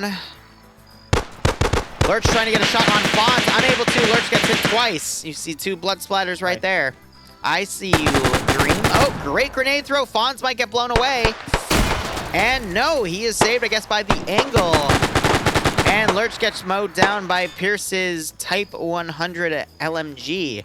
Russ coming around otherwise. I do think Green 4's main disadvantage here is the lack of the Sten machine gun to counter the Type 100 SMG on the other side. Arking gets taken out by a guy that gets taken out by Russ, so a little bit of dominoes there. Can you check how many kills I got, please? Yeah, you got no kills. I got 2 for sure. I know you got 2. I recall it was 2, but Yeah, I shot Maz, point center. yeah, 2. And then I killed someone and it died. Yeah, now it's just absolute chaos on the northern side, but Blue 4 has a decent garrison on the southern. To the whole planes thing. What plane? Were they not meant to have planes? They're just for effect. What do you mean? We were given a boat that has 20mm cannons on it. Yes. Why? It's not like you used it. Jabby getting knocked out by Norris's LMG there. I think that was a Bren. What we were expecting was planes to No, come that's a up Type and 100. fly at us and try to take out the boat. Did it list Op4 planes on the roster? It did not. So It did in the what do you call it? In the mission details. I didn't see it. I So don't know. But my question is, why the fuck did they give us a 20km/h, 20mm fucking gunboat? because it's quicker than walking. Yeah, but why? It was so slow. They could have given us something faster. No, because that's. That's not the only boat. They could have given us something a little bit I really faster. love how you're Do you see where I'm questioning coming balance questions in mission making, Dream. from? Like, No. Do you see? But do you not see where I'm coming from? you're preaching to the choir, Dream. I've been questioning balance decisions in FNF for years, so Fair enough. I don't know why you're talking to me about that. I'm not talking about balance. I'm talking about why the fuck couldn't we get something that was a little bit faster to make the mission a Balance bit saying, more man, fun? Dream with the large amount of wah. You know, I agree. Dream's just filled with wah today, Yeah, but I'm filled with wah looks like Kane today. was trying to get the 6-inch gun on the Cromwell here, but the Cromwell was able to engage back.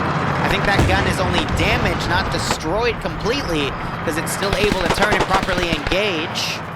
But pretty much this tank is now trying to push this line here. Shells coming in. Kane and Bronson take cover in a bunker. I imagine it's been mainly the Vega Pirates just holding it. Now the tank is drifting around, trying to keep that 6-inch gun pinned. Gun now turns. King desperately trying to get out of there. AT firing, missing the Cromwell. King trying to adjust the gun. Cromwell slows down. I think it's going to take a shot. No. It turns, and now the 6-inch gun is firing at the Cromwell. What is the Cromwell doing? It hit its wheel. It didn't do anything to it. This is amazing. I got caught in the plane. What is he doing? What is he doing? I feel bad for those 2 dudes to come back. All right, northern fight. It's still very, very close. A few stragglers on both sides, so it looks like... no, I was about to say Green 4 has a slight advantage, but Pupper is maintaining the kill streak over there. I think Blue 4 have this victory here. We have gone over the 30-minute round, though, but this was a larger AO. Green 4 dismounted their infantry on the northern side of the opening. That's a mistake. Flux trying to mow them down with the Bren he captured, but is unable to get the kill. Zaki knocking out Schneider. Oh, here comes Tenderbanger though. They're not checking their surroundings. Tenderbanger. Kane getting shot at. Oh my god, Tenderbanger missed. Tenderbanger missed both of them. He could have gotten both of them shot. 6-inch gun hit again. Now with machine gun fire. Oh! What's going on? My friend, you're out of ammo. Oh! Zaki managed to get the kill. Cromwell firing at the gun. King just completely doesn't care about it. Yeah, he's desperately trying to line up a shot on this tank here. That's not good though. The Type 72 is down.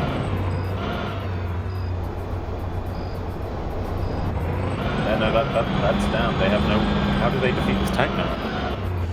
Oh, like that. Oh, no. AT was short. Oh, King's jumped out straight into the lines then. The tank is Harambe. King is the kid.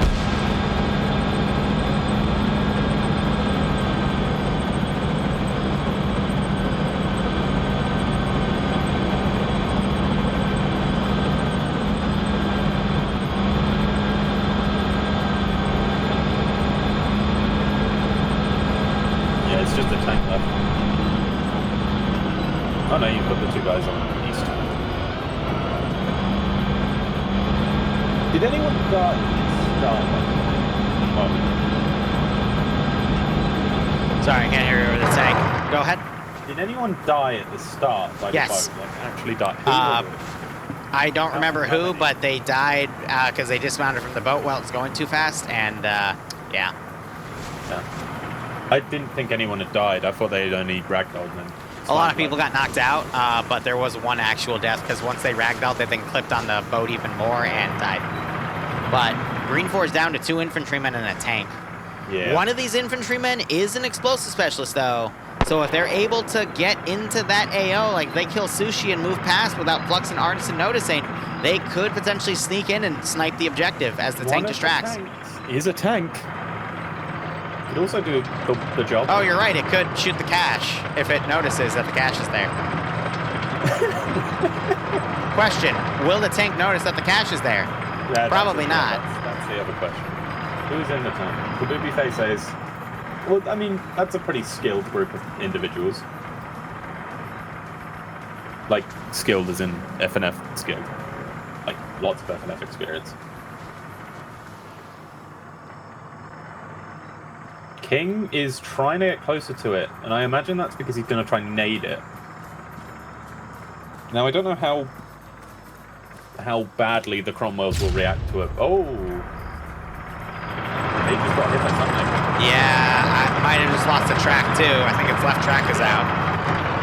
Yeah, the right track is out. Miss on the AT. King might be charging for it. Oh no, they're getting out. Why? What? They all got out. King gets picked off. Reaper's getting hit by a machine gun. Great grenade throw by Wise.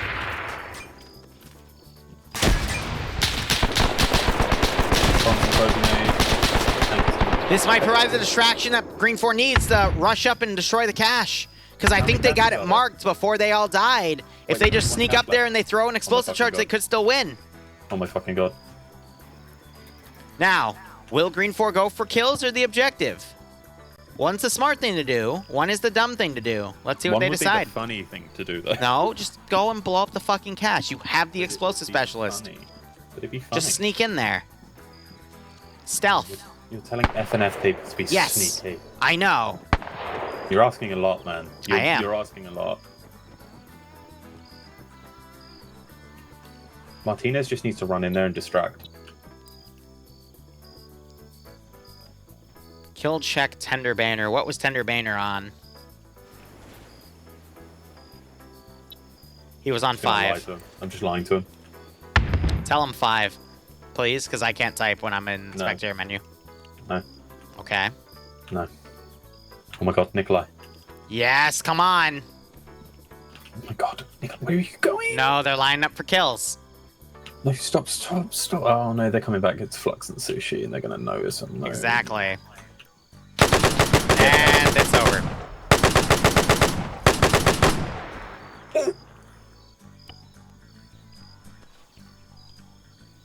You can't throw charges in World War II.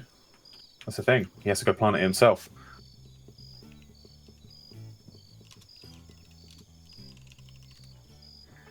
Oh, here comes Artisan. Nikolai's the one you want alive.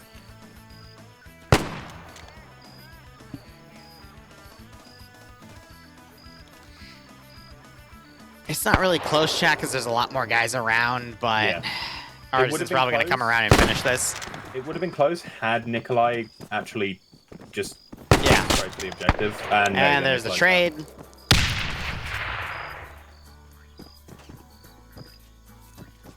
It's going to be a Blue Fort a defense victory again. And there's Flux finishing it. Flux on 7 kills. Oh, both of them wake up at the same time! And Artisan finishes it.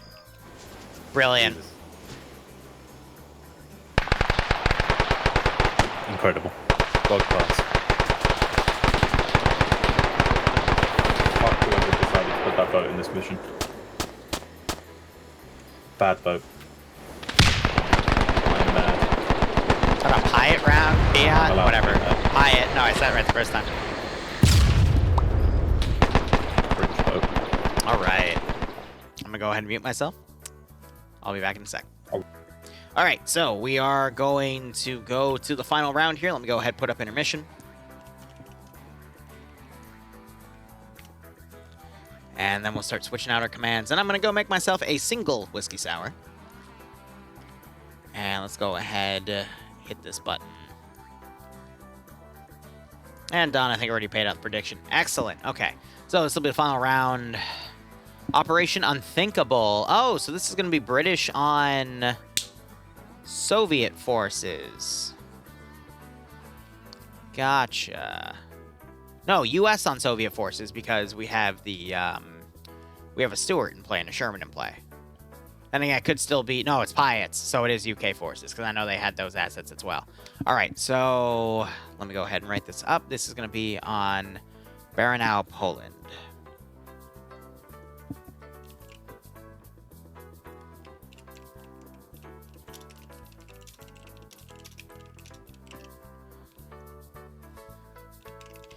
All right, this is round 3.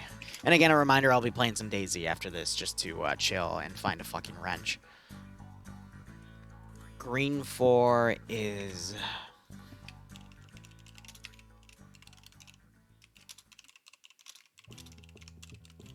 Three on 4, so...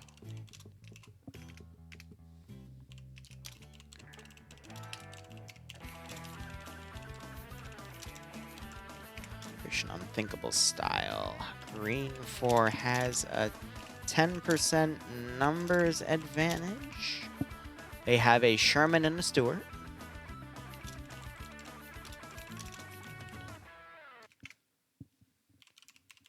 Wow. Op 4 has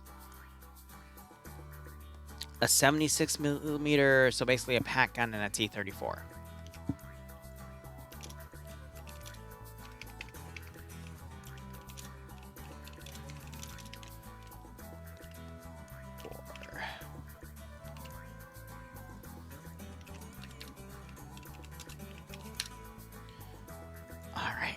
Saved. And again, we'll have more at DayZ afterwards. Piat, Podat. It's okay. English is hard. All right, I've got my spectator slot. I'll be back. I'm going to quickly make my whiskey sour to sip on. I'll be back in like a minute.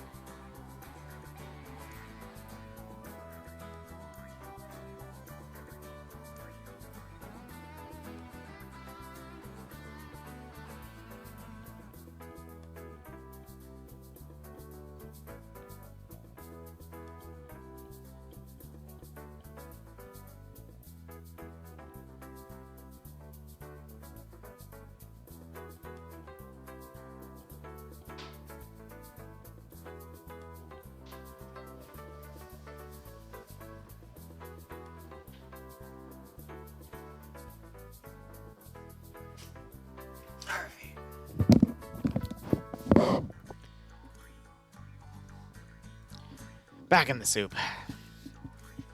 With a whiskey sour. Just a single.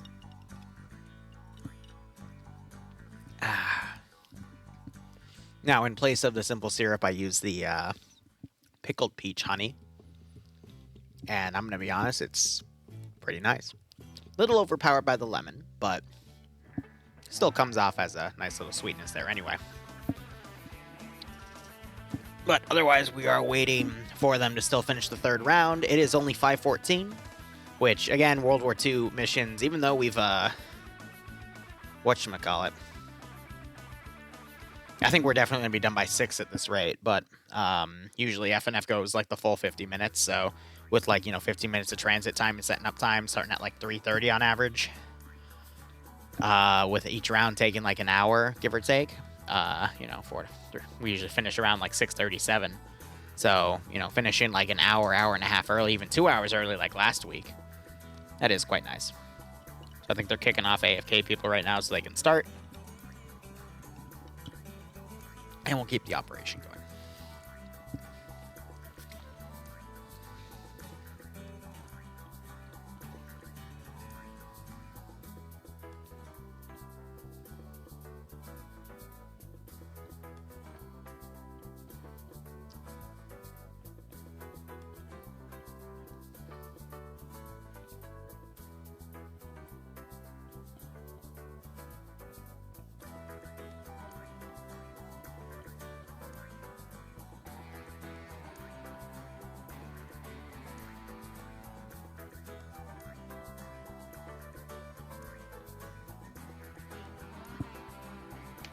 I wonder what they're still waiting on, though.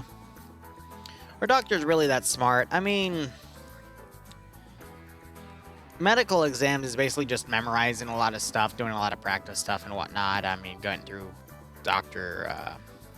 all the testing and training they have to do. But I'd imagine they are smart people, but, I mean, just a matter of opinion. But I mean, that's why some people sometimes want to go get a second opinion, because, I mean, misdiagnoses are a thing. I mean, my mother almost died to misdiagnoses. Or ease.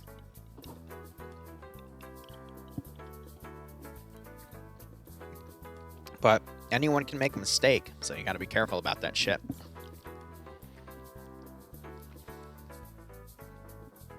So, things to consider. And things are starting up.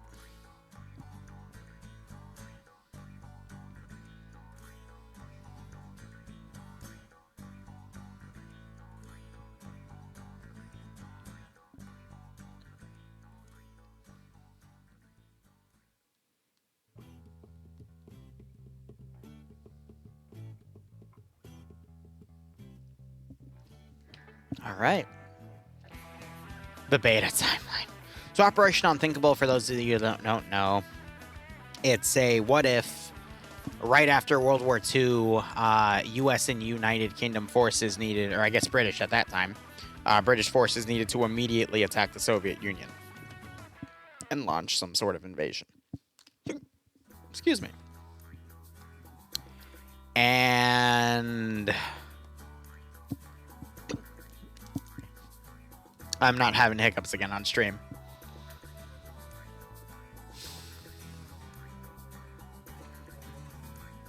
Mission file, I think, spit an error and kicked everyone back, which happens occasionally. So they're just going to have everyone reslot.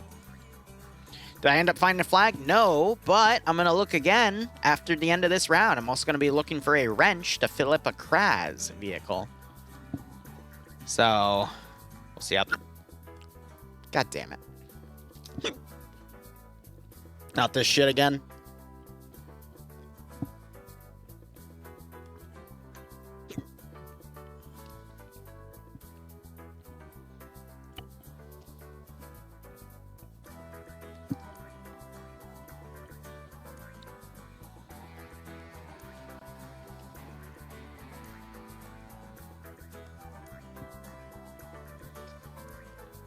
So this is the map I'm going to be using for MCO on Sunday. God fucking damn it. With these fucking hiccups. 1 second.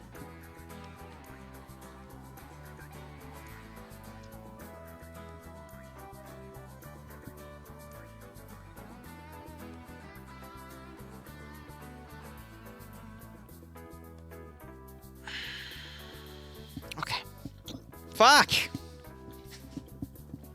I'm trying to get rid of him.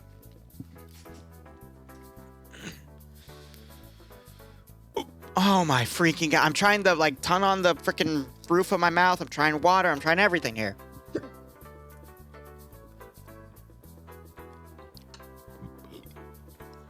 I'm drinking.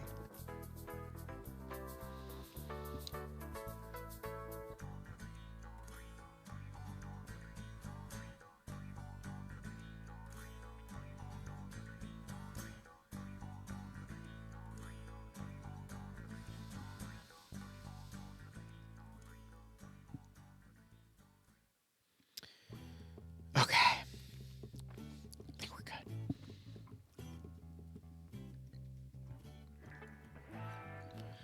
Now they have U.S. forces highlighted here, so we'll see what they were using, but I saw it say PIATs, so we'll see how that goes. But otherwise, we've got City Hall, police station, and a military barracks, which I would imagine is some sort of castle, because down there is some sort of castle structure, but let's go ahead and look at what's going. I think this will be a shorter round overall, but let's see. Yeah, I don't have any British forces right there, but they're dressed up with Lee Enfields. And we do see Sten guns for the British forces here, so that's interesting. So Soviet forces, they do have some semi-auto rifles with the SVT-40s. They got drum mag PPSHs. But we've got U.S. and U.K. forces here. Okay, I see where the trade-off is here. You got the Stuart and the Sherman, and then the U.K. forces with just some transport trucks to work with. Okay. So a big mix of weaponry here. I'd say overall the Soviets have a slight technical advantage, though, with against all those bolt actions. Otherwise, yeah, so you have this castle complex here. Fun facts, you can phase through this corner here. So we'll see if anyone figures that out. But there's a few spots that you actually fall through the building over here on. I had to fix those manually. But I'm not sure if FNF knows that, because I tested every little fucking inch of that building, because I had a feeling it would be a little glitchy. Otherwise, you have City Hall over here, which is just this one building they picked for City Hall.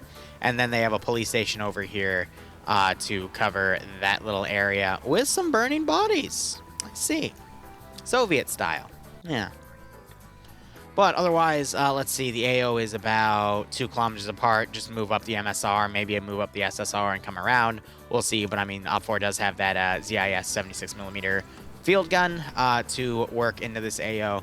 And the last time this building was used last week, I think for NA3, the attackers won. That's also because the attackers had like 4 freaking tanks, and it was taking the Rheinsteg building. But I digress. There's the T-34 76-inch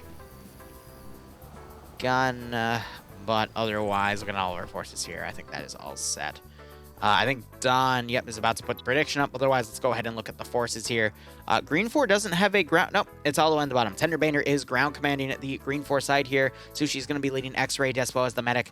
Tymic as the sniper, Twins as the spotter. Guy Fury leading Charlie with Sarah and Bronson. Artisan, Kane, Swedge, Flux, Michael, Dream, and Band all together. That's a pretty powerful squad. Gordon leading Delta, Eric as the medic. Delta 1 be led by Banks with Ash, Tackleberry, Swola, and Gazog together. Norris leading Delta 2 with Iqbal, Bates, Wise, and Aim at the Stars with him.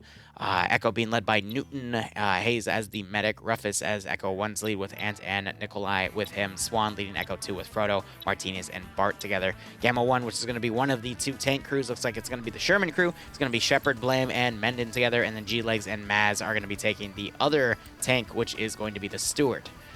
With them as well. Looking over at the OPFOR side, you have Fred commanding with Stark as the 2IC, Jack leading the X-Ray group, Oddball as the Mosin sniper, Russ as the medic, and Jabby as the spotter for that sniper. Minos Al is not leading, it's got the slash in his name. David F leading Foxtrot with Minos, Aranu, Monica, Carlitos, Angostad, Adrui, and Zent all together. Gamma 1, which I believe is going to be the T-76 crew.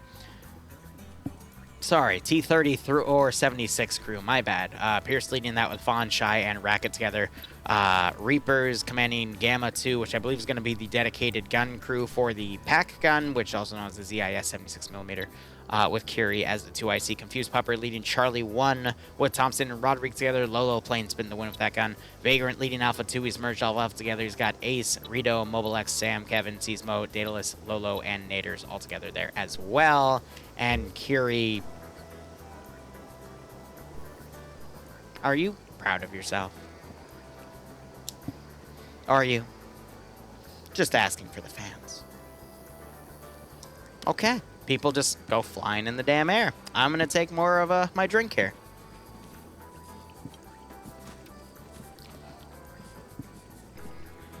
All right. Otherwise, 3 AOs to defend again. Reinsteg building. Due to framework issues, stay start will not be extended. Oh, that's cute. So, I mean, they usually finish their planning anyway. I'd imagine just go all eggs in one basket on the frickin' castle building because the town's going to be a little too stretched thin. But we'll see what Op4 decides to do. Green 4 are probably just going to push up the MSR here and engage at will. So you got to think of where is a good position to set up the staging point for that Z70, ZIS 76. Listen, man, this old framework is killing me. I try. So they're using last year's framework before they updated it, where you had the, module on the top left to see stuff and whatnot. And they added features to extend safe start and whatnot. They don't have these here because of this old framework, so they're limited to what they have. But I'd imagine... What the fuck was that noise? I don't know. I'd imagine they're just going to move up the MSR or up the side SSR. Hit this area first. I doubt they're going to... They might also... I don't know what they're playing with their ding-dongs over there for that noise, but they're doing it. I'd imagine they might also try to ride the right flank here to potentially hit these two sectors and then move into that other area as well, but it's anyone's guess at this point. No, quote-unquote hydrate, no, because I'm not drinking a lot. I'm just drinking 2 ciders and now, whatchamacallit, whiskey sour. Because it's pretty good.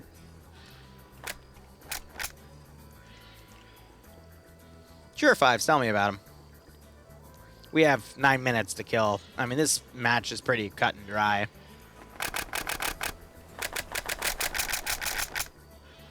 It's a weird noise to make while they're reloading. But otherwise, US and UK forces, so Lee Enfields, M1 Garans, M1 carbines, Browning automatic rifles, the bar. You see some grenade rifle adapters going on and off the M1 Garans. The Lee Enfields also have grenade adapters. Who's the marksman? Is it going to be a Springfield or a Lee Enfield gunner? It's a Lee Enfield, so it's going to be, yep, Lee Enfield there. I don't see any Thompsons on the US side. I only see carbines. And beyond that, I don't see any 1919 A6s or A4s. And, I mean, I got some Piats here. I have a Bren. I did see a Sten earlier as well, but that's going to be it for the Green 4 forces. Meanwhile, Op 4 is going to be Mosin Nagans, SVT 40s, PPSHs with both drum and stick mags. There's a drum mag. Stick mags will probably be on the leadership elements with those RTO boxes you see right there. Beyond that, some DP-27s for their machine guns. And I don't think there's going to be anything else on top of that, except their AT might be Panzerschrecks. But I'm actually not seeing... Oh, no, they're Panzer Fausts. Single shot disposable. Interesting. All right. And that should be it. And then, of course, Green 4, they have the Stuart and the Sherman. And then Op 4 have the T-34 and a ZIS 76mm. Cider is awesome. Yeah, I need to go get some more, to be honest.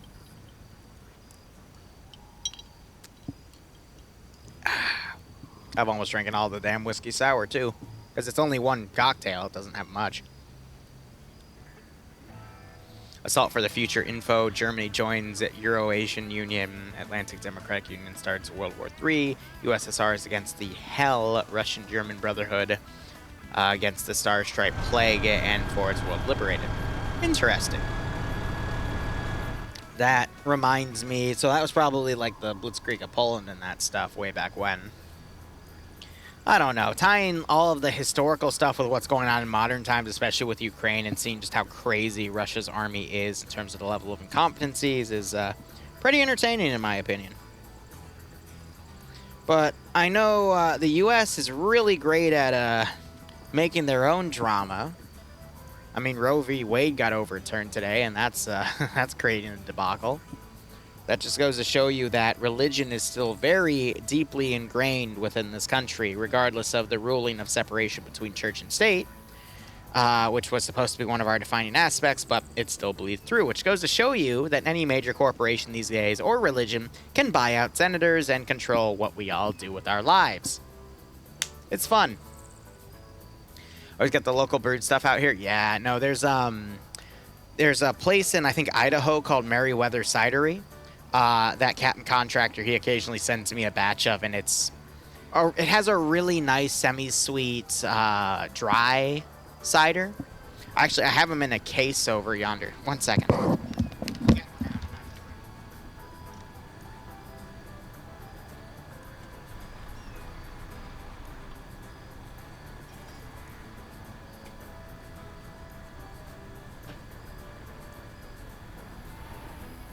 Strong Arm semi-sweet.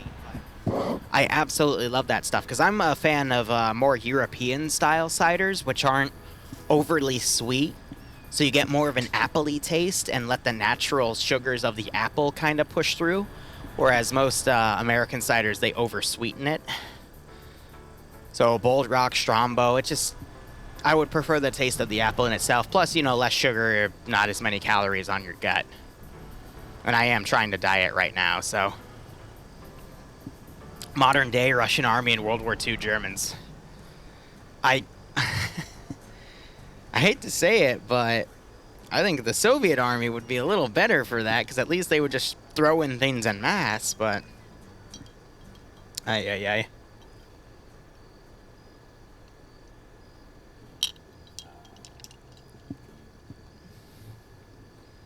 It sucks, though, because I know a few people that are volunteering, including my uncle. And I already know there's a few people I'm never going to see again because of that conflict, so shrug. That's life. Life is always changing with curveballs and whatnot, and I'm trying to get better with it. After vacation, I decided to go on my diet again. I was at 225. I'm down to 216. I'm really limiting my calorie uptake. I'm going to the gym every opportunity I have. We finally set up a treadmill downstairs, and I'm going to start using it, if not tonight, this weekend. I'm going to try to get on it every day. But I want to build myself back up to what I was in middle school before culinary. Culinary arts, of all things, so. Whew.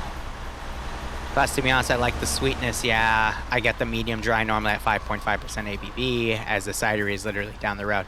Dude, that's good, man. There's two things I like in the cidery. I like the semi-sweetness of it, if I can get it that way, and I also do like a high ABV, personally, because I get drunk very easily, and I kind of like being drunk, but I limit myself, because otherwise I could easily become an alcoholic, but I have things to entertain people with. For example, we're going to have a July 4th party, and I'm going to have a cocktail bar, because last time we had a big party was Halloween, and I had a cocktail bar as well, but I like getting people drunk in the sense that people are so stuck up normally, and when you get them to relax with a little bit of alcohol, they're more open to everything, and I prefer people to be more open with themselves, because then they have more fun. And that just goes to show you the world we live in. I see that hydrate. But those are just my thoughts personally. World's going to be a little crazy over the next few years because there will eventually be a recession in the United States with how things are going. Gas prices are going to keep increasing till Labor Day, and then they'll probably hit a ceiling or start lowering slightly, at least until the next season, until something gives, but it's all a mess. Dry equals higher alcohol content. Yeah, exactly. Another thing I want to get into is making my own, like, box wine or, you know, stuff in the closet with, or my own ciders. But I'm waiting on that because right now I'm going full on into my gardening. And I'm fighting with Bloodwing about where I can put my little indoor garden and how much space I'm allowed to have with it. But one of the things I want to do, and what I'm doing right now, is every Sunday I plant about anywhere from 4 to 6 new bean plants, either peas or beans, with the intent of, you know, when they're ready to harvest, I can just chop those and then we can use them for, you know, a dinner or two. Because we do have a little bit of a limited amount of space, but you always want to plant only a few plants every week or every few days with the intent on using them, because if you harvest, like, you know, 20 plants at the same time, then you got 20 plants worth of pea pods, bean stalks, whatever, tomatoes especially, that, you know, will eventually spoil. So, I don't know. I got a little nostalgic too when I started looking up land prices around Virginia, and my God, I'm not going to be able to afford that shit anytime soon, if ever, so might as well keep enjoying myself in my little small farm I'm making. But hey, it's going to make a cool little video in about 6 weeks when I can show, like, the various stages of beans and peas growing and, you know, give a little bit of 2 cents on how to make that all work. But I like being able to grow your own stuff. I think it's a really important thing you got to teach your kids, because you got to be self-sufficient in this day and age, because you never know what might happen. Because let's be honest, we're back in the Cold War at this point, baby. There's a proxy war going on right now, and the tank just fired around. Whew. You got to know how to take care of yourself, because you never know when someone might push that big red button. But anyway, round has started. Green 4 putting up most of their forces along the MSR, and you got a few forces coming around the side. It appears to be the 2 tanks. So the infantry are just going to push up one direction, the tanks on another. That's a little bit of a mistake, but, I mean, it's freaking Friday night fights. You never know what these chuckleheads are going to do. Otherwise, Op4's recon team is going to come around and set up probably along this ridge to see if any Green 4 forces are coming along here. So we're just going to watch the maneuvering. Looks like Green 4 might actually choose to ride the southern border to then push the police station and City Hall. And as I predicted, Op4 is going to pretty much hold only Sector 1, the military barracks, because that building is very nice and defensible.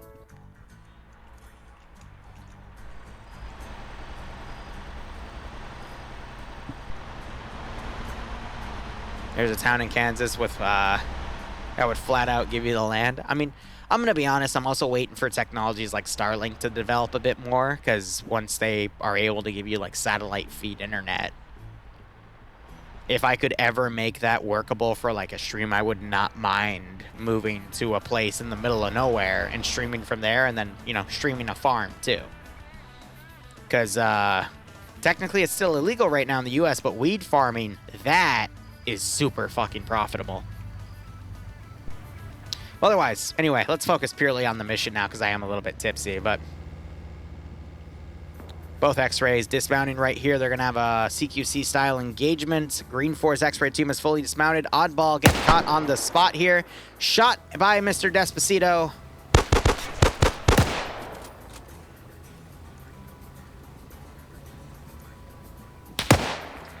Despacito then going down, I believe, by Russ. And double tap by Jack. No, he was double tapped by Russ because Jack's using that semi-auto. Knocks out Timac, kills another guy. Sushi trying to fold in, unable to land the shot with the Sten gun. Jack now coming around with the reloaded. And knocks Sushi out. And Op4 decisively beats out the Green 4 X-Ray team. 2 KIA, 2 down, and no casualties on the green Op4 side. Otherwise, Green 4, excuse me, have dismounted. They are now moving their infantry squad in. This is going to turn around for Op4. There's a little bit of smoke going on. We're hearing some AT shells firing because the pack gun for Op4 has pushed up here, and they are blindly firing, but the rounds might be ricocheting off this bush. But they might be able to get some snipes on the infantry crossing down yonder, and now we're seeing Op4 get knocked out. Sushi waking back up. It is only Jabby still up. Russ wakes back up, is immediately tapped by King and knocked back down.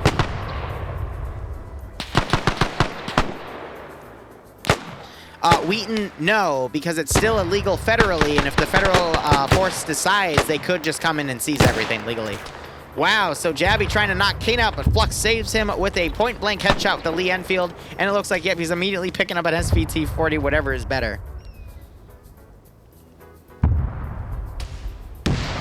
DA agent goes home and cries. I don't know, maybe in 10 years I'll have a change in profession, but Bloodwing really likes her current shot. Oh! Beautiful shot by that ZIS 76mm, knocking out both Frodo and Swan. Green 4's really clustered up right here, so that pack gun could do a lot of damage.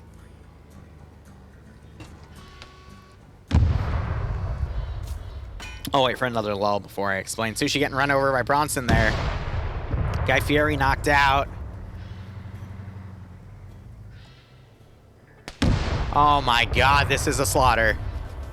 This is actually brutal.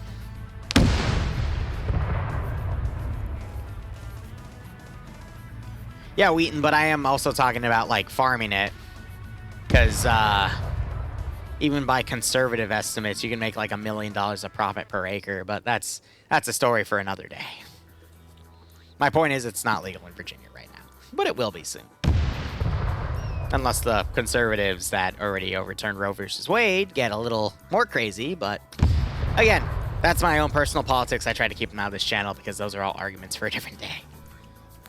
All right, so Green 4 doing their best to smoke their positions here because that pack gun is firing down range. It might be out of HE shells at this point, but they did quite a bit of... No, they still have more, and this group is bundled up. Oh, they're just firing a little further past. Beautiful shot, 2 kills.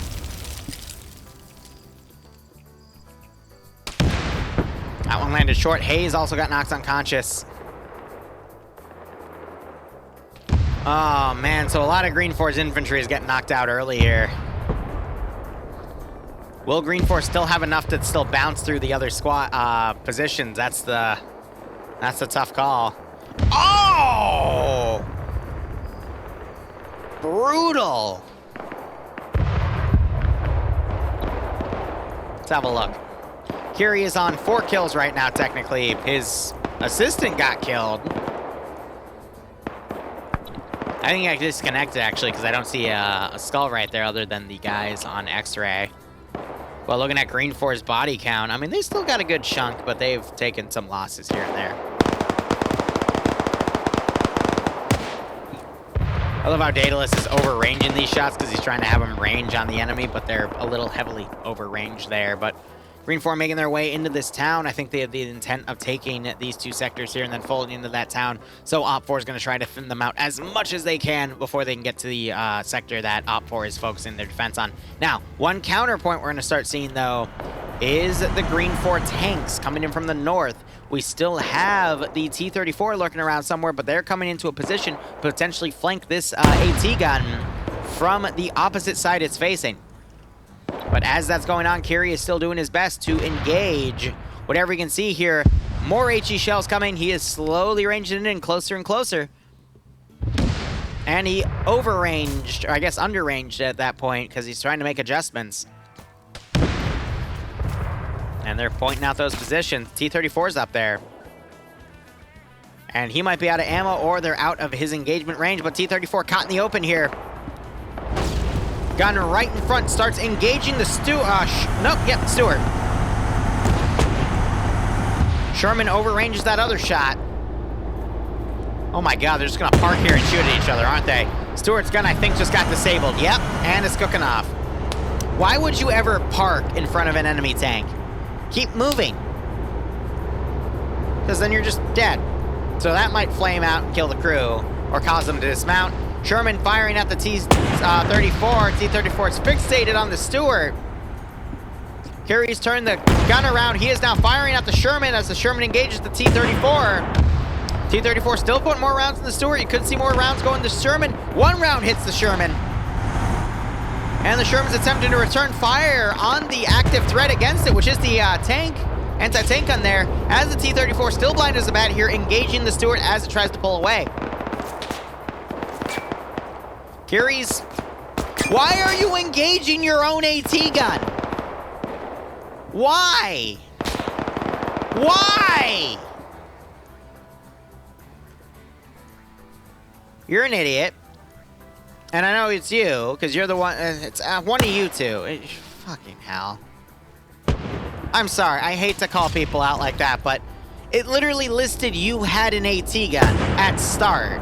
So why would you then think to engage your own AT gun?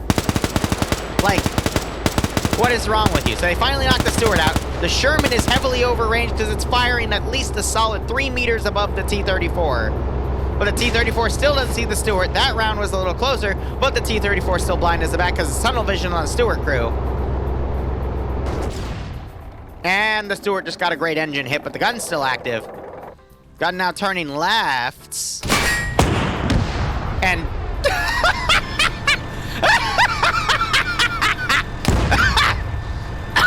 oh my god. Oh. Oh, that's funny. That's funny. I can't. This is just... I can't. Hello. Shoot it with your main gun! Sorry, I'm yelling at the Stewart for being silly, and the Stewart's still being silly. Well, I was a gunner in the Stewart, and I hit that thing like 3 fucking times. Yeah, because a Stewart's gun is going to be able to pen the front armor of a T-34, but thankfully, Curie wakes back up after getting friendly fire and is able to deliver another killing shot into the Stewart, but the gun is now turned. You've got AT forces now working on the T-34. This is just a fucking mess and a half. The Stewart didn't fucking thing. T-34 is now flaming out. As I will also say, I'm not drunk, but I'm definitely heavily tipsy right now. That's fine. And now the Z76 is using HE shells, because I think it's out of AP shells on these Sherman here. I can't tell if the Sherman's gun is disabled. I don't think so. It's just killing off the T-34 guys. Aye. Well, it looks like Op 4's abandoned Sector 2 and Sector 3 completely. They're going to be holding Sector 1. But Maz, how are you doing tonight? Pretty good. Like I said, Coconut, I'm still thanks pissed for the I Twitch didn't Prime win that sub. fucking T-34. Hope you keep enjoying the operations. Hope you get a nice kick out of this scenario. Well, the T-34 just absolutely tunnel visioned on the Stewart, and now it's the anti-tank gun firing at the Sherman. Excuse me. Shepard's still in the Sherman. But it's just a mess either way here, and that 76 just can't seem to get a good penetrating shot on the Sherman. She's now solo crewed. Sorry, go ahead. Did you see how many times I hit it? I hit it once. Oh, yeah. You gotta either hit it in the rear, because otherwise the rounds literally just don't do anything, unfortunately. I feel like Stewart should be defended. Welcome to IFA Balance. Especially from like 30 meters. Yeah. With the most muzzle velocity you can get. I know, that was like the 6th hit on the Sherman, but you know, it's FNF. Actually, it's not even FNF's fault here, it's just the mod itself, in all honesty.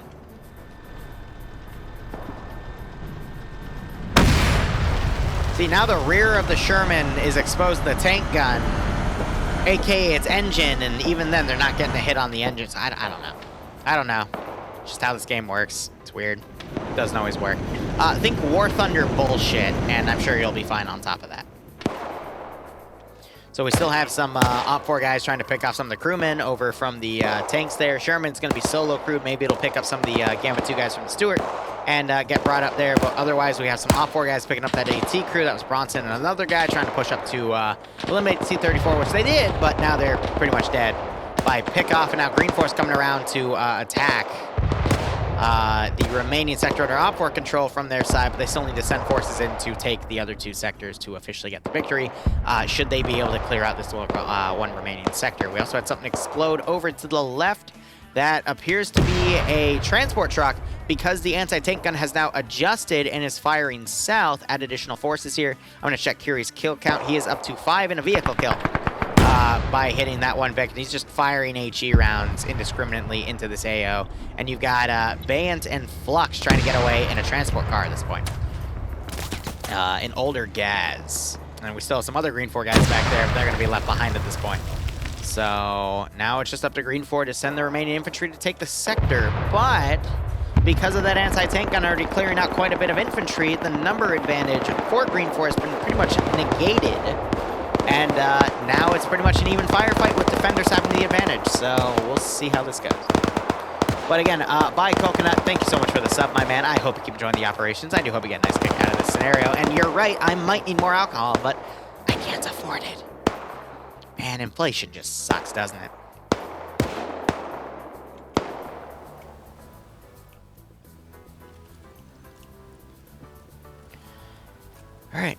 going to wait as Op4 sets up on the military barracks here. We're about to see Green 4 move into the police station and take that sector. Only 15 minutes into this AO. Still have another 35 remaining.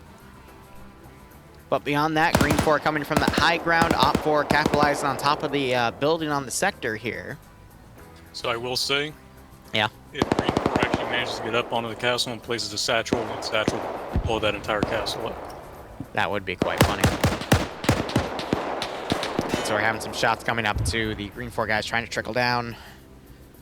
That sector... Oh, Gazog's on the outskirts of it, but Green 4 is also really spaced out right now, so I'm worried they're only going to be assaulting in the waves that come in as they push up. So Green 4 might further defeat itself in detail, which is a little worrisome. But Curie, he's still in this AT gun. He is taking grenadier fire from his southeastern flank. He just doesn't realize it yet. Now he's being shot at, and he might choose to abandon that position or even turn the AT gun. He got shot in the back.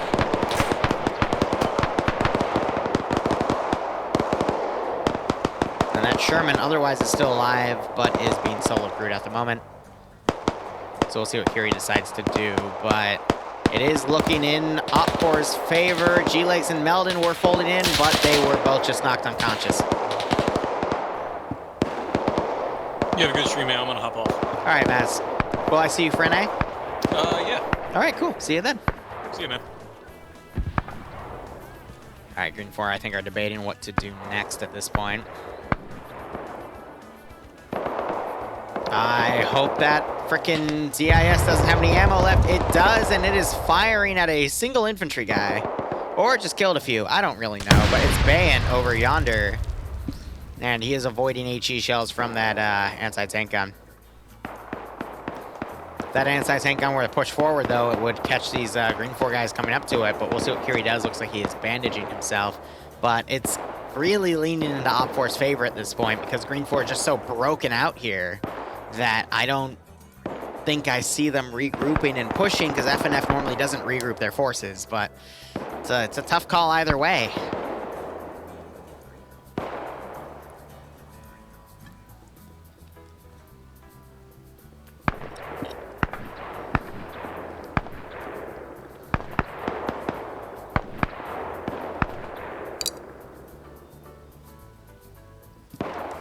You know, that is a good point. I don't know how much ammo is left in this tank gun, but it could be used against this structure. So we'll just have to see. That could be a turnaround point. I don't know if there's any ammo left, but if there is, because Curie has been using quite a bit of it, they could potentially use it against that final structure. But I think I've seen a lot of rounds go out of it, so I don't think it has anything left. You got Ace working on Roderick right here. He is the medic because he's got the little medical symbol on there. But otherwise, Green 4 doing a little bit of a wide flank, I guess, trying to get on the an even ground here to come up. I mean, you could technically ride the low ground right here, the little riverbed, and then push up from this position immediately to get as close as you can. But you got people hiding like Stark who are ready to stand up and engage. That vehicle crew's not waking up, and you also have the solo crewed Sherman coming around, which I still don't understand how he's still alive. He has taken so much damage, but just shrugged it off. Curie, I think, just took a grenade. Well, you got some suppressive fire coming onto this position. All these grenades are also damaging the tank gun, so I hope it doesn't get fully destroyed because I want to see Green 4 potentially turn this around. Excuse me. I agree, the numbers don't really look good, but I still think Green 4 has a good chunk of players. They're just in various different spots, and Op4 is all concentrated in one area. So now you got Swan. He's going to check the gun.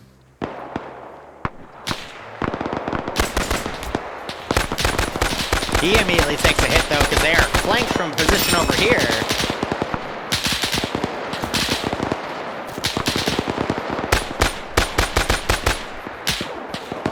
Now they're trying to adjust it. I mean, this is also a nice little thin piece of plate there. But he's going to have to wait for the smoke to dissipate before he can use that gun. But yeah, I mean, the fact that they're turning this indicates there's still ammo in it. So they might actually use it against that building. And this could turn the fight around.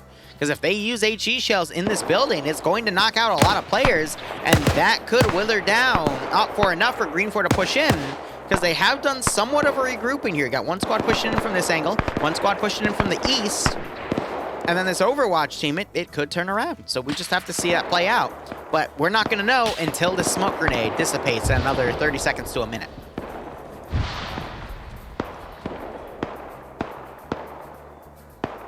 So now it's just the waiting game.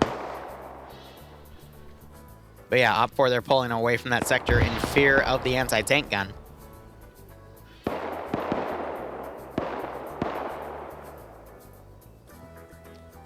Yep, this is PvP.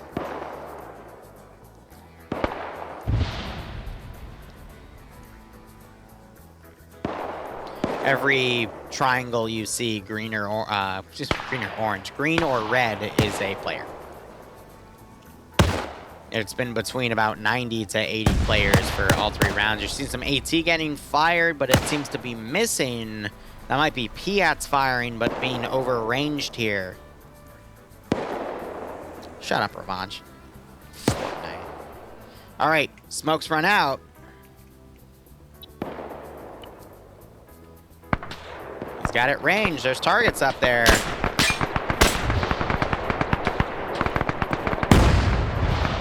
And here come the shots.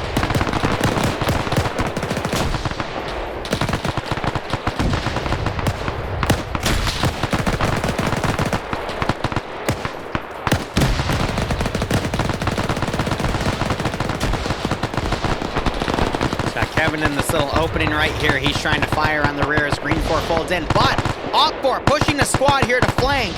Do they have any AT for that tank? They do not, so they're going to bypass it instead, and they're going to flank this attack wave coming in. But with the Sherman covering, it's going to make it exceptionally hard to do that job because of that Sherman being in play. So OpFor getting pinched from multiple angles here. And now they're going to have no choice but to try to hold as Green 4 moves up and tries to take multiple positions here.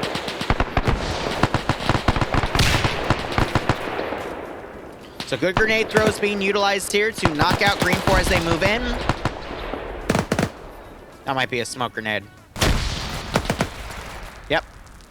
Guy Fieri getting pinned on the ladder right here eventually falls and lands on top of Flux. But more bombardments happening from multiple different angles here. Sherman's now turned around. That OpFor squad is going to be out of position at this point as Green 4 commits everything to this push. Now, if all of the Red 4 guys get killed or knocked unconscious and there's still a Green 4 guy in the AO, then they will officially control the sector and win the scenario here. Oh, the Sherman's turned around and is massacring that squad. So Stark, he was hiding in this fountain. He tries to get up, knocks out Eric as well. Might have re-knocked down Guy Fieri, but he is immediately taken out by Norris and Swola. Now you got Green 4 trying to move into this breach area here. Daedalus getting knocked out by that grenade. Shame because he had a drum mac PPSH. You got Kevin throwing grenades. He's got a grenade behind him. He pushes. Grenade doesn't knock him out. More grenades being thrown. Looks like someone pushed out over here, but the Stars was able to take him out. Grenade picks off one of the Green 4 guys that was knocked unconscious. Flux, meanwhile, maneuvering around, picking off who he can. Fred, as I called earlier, part of this building you can clip through and fall on the ground, so Fred falls for that. And there's more Green 4 than OpFor here at this point, because the remaining OpFor QRF got stopped by that tank, and they have nothing to do deal with that tank there. Kevin now pulling away, Flux folding in. He's got a captured PPSH, and he is holding that trigger down. Goes for a reload after noticing Iqbal there. It wasn't Iqbal. Iqbal's a friendly. Kevin was there, and he took him out. Flux doing his best to get these double taps here. He's down to stick mags. He could take Kevin's ammo, though. But he gets blown away by a grenade instead. I have no idea who threw that. I think Green 4 have won this because OpFor tried to flank her off the squad and they found a tank and died at that rate. So, a lot of Green 4 still in here, but a lot of them are knocked out. That's 3, 4, 6 people unconscious. We only have 3, 4, 5, 6, 7 Green 4 active in the AO, but there's only 5 OpFor remaining in the sector here. People are going to be salty about that Sherman, though, because the amount of AT shells that went in it and it did nothing were pretty high, at least in the, I want to say, 6 minimum. Yeah, exactly. It took so many rounds, and it just shrugged them off. You killed the driver and the commander, but the gunner just went into the driver's seat and drove away. Ash getting knocked out as he tried to climb the ladder. Ash getting stuck up there. A grenade being thrown out, but that's going to go too far. Not going to do any damage here. Aim at the... Nope, he is killed on top of that ladder, and his body somehow gets stuck to it. But now you got another wave of Green 4 coming in. And they might be hurting themselves with their own grenades. Swan gets knocked out. That's unfortunate. And Bart finds the fact that you can phase through part of this texture. He's using that to get a little bit of reconnaissance out of here. But more Green 4 coming in. Up 4 down to 4 players right here. And the remaining squad is still pinned by that Sherman. I think it's just delaying the inevitable. Sam gets knocked off by Aim at the Stars. He gets slid down and stays knocked out. That was a cluster. Not surprised, Dream. Otherwise, Green 4 now pushing the rest of this sector. 3 Op 4 remaining. Sherman blindly looking around at this point. I don't think I got any. Can you check if I got any kills? What side were you on? In for Charlie. 0 kills. Yeah. Wise moving around the bottom floor. More Green 4 guys slowly pushing in from the outskirts here.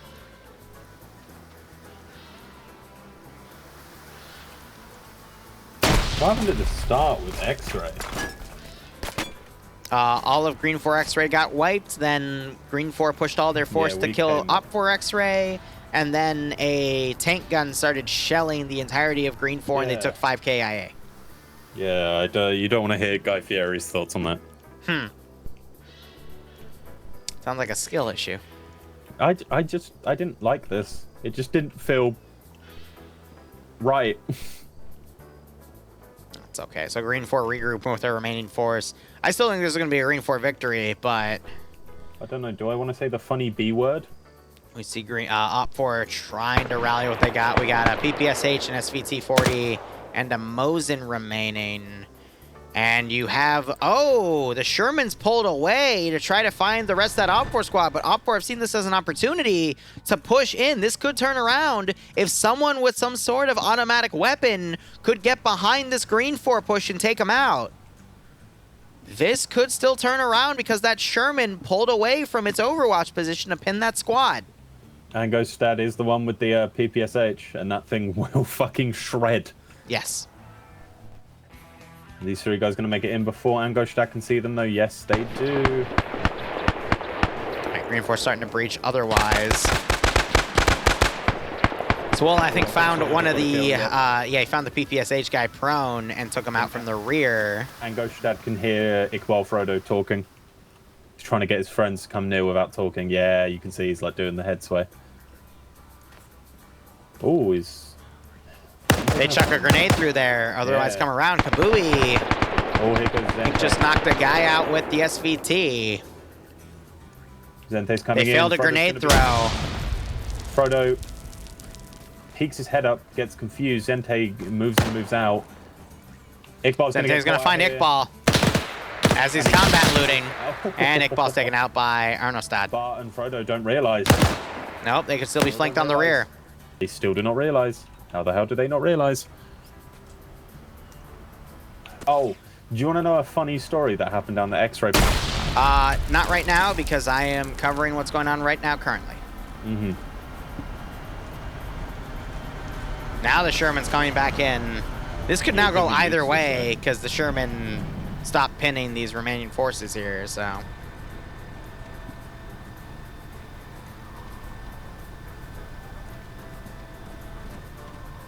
Is the roof accessed via ladder or stairs? Stairs and ladder.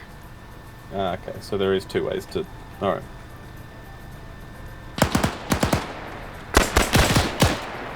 Oh, okay. Blue 4 and Op 4 just traded.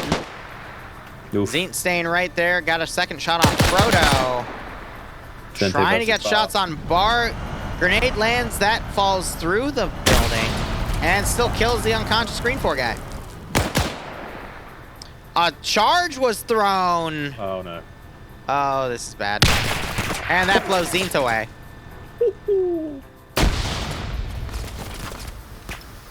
Monica holding the base entrance. Someone walked past him. They didn't notice. They all Oh my god. And then he gets blown away by his rear by a bar gunner. What was that? Sweaty's actually a medic, surprisingly enough.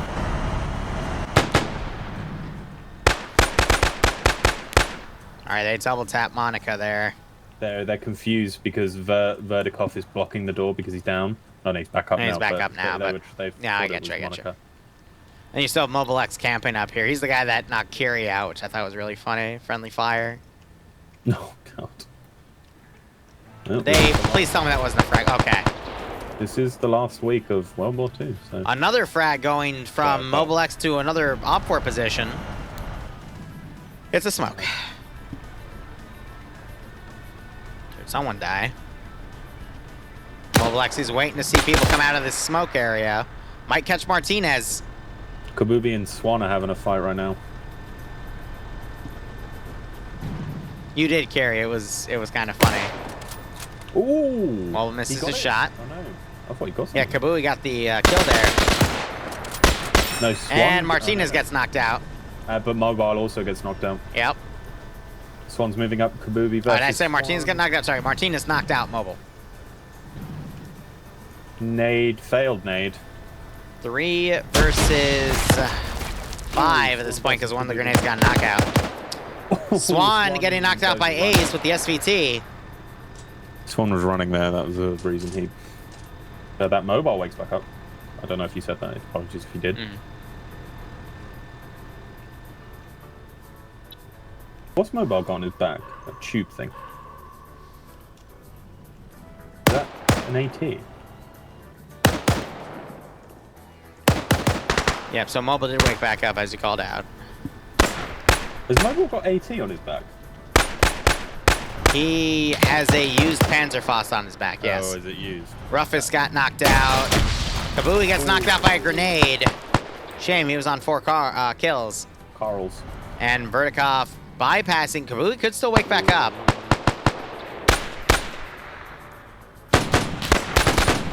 Oh, one of the Green 4 guys woke up only to get shot by their own bar gunner.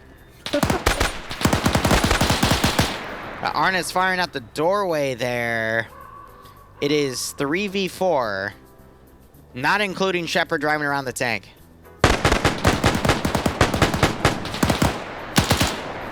Arna trying to line up some shots with that DP gunner. Unable to get the kill on Martinez. The Swedge. Ace refusing to wake back up. Did he get Sledge? You're right, 3v3. Yeah, Sledge down.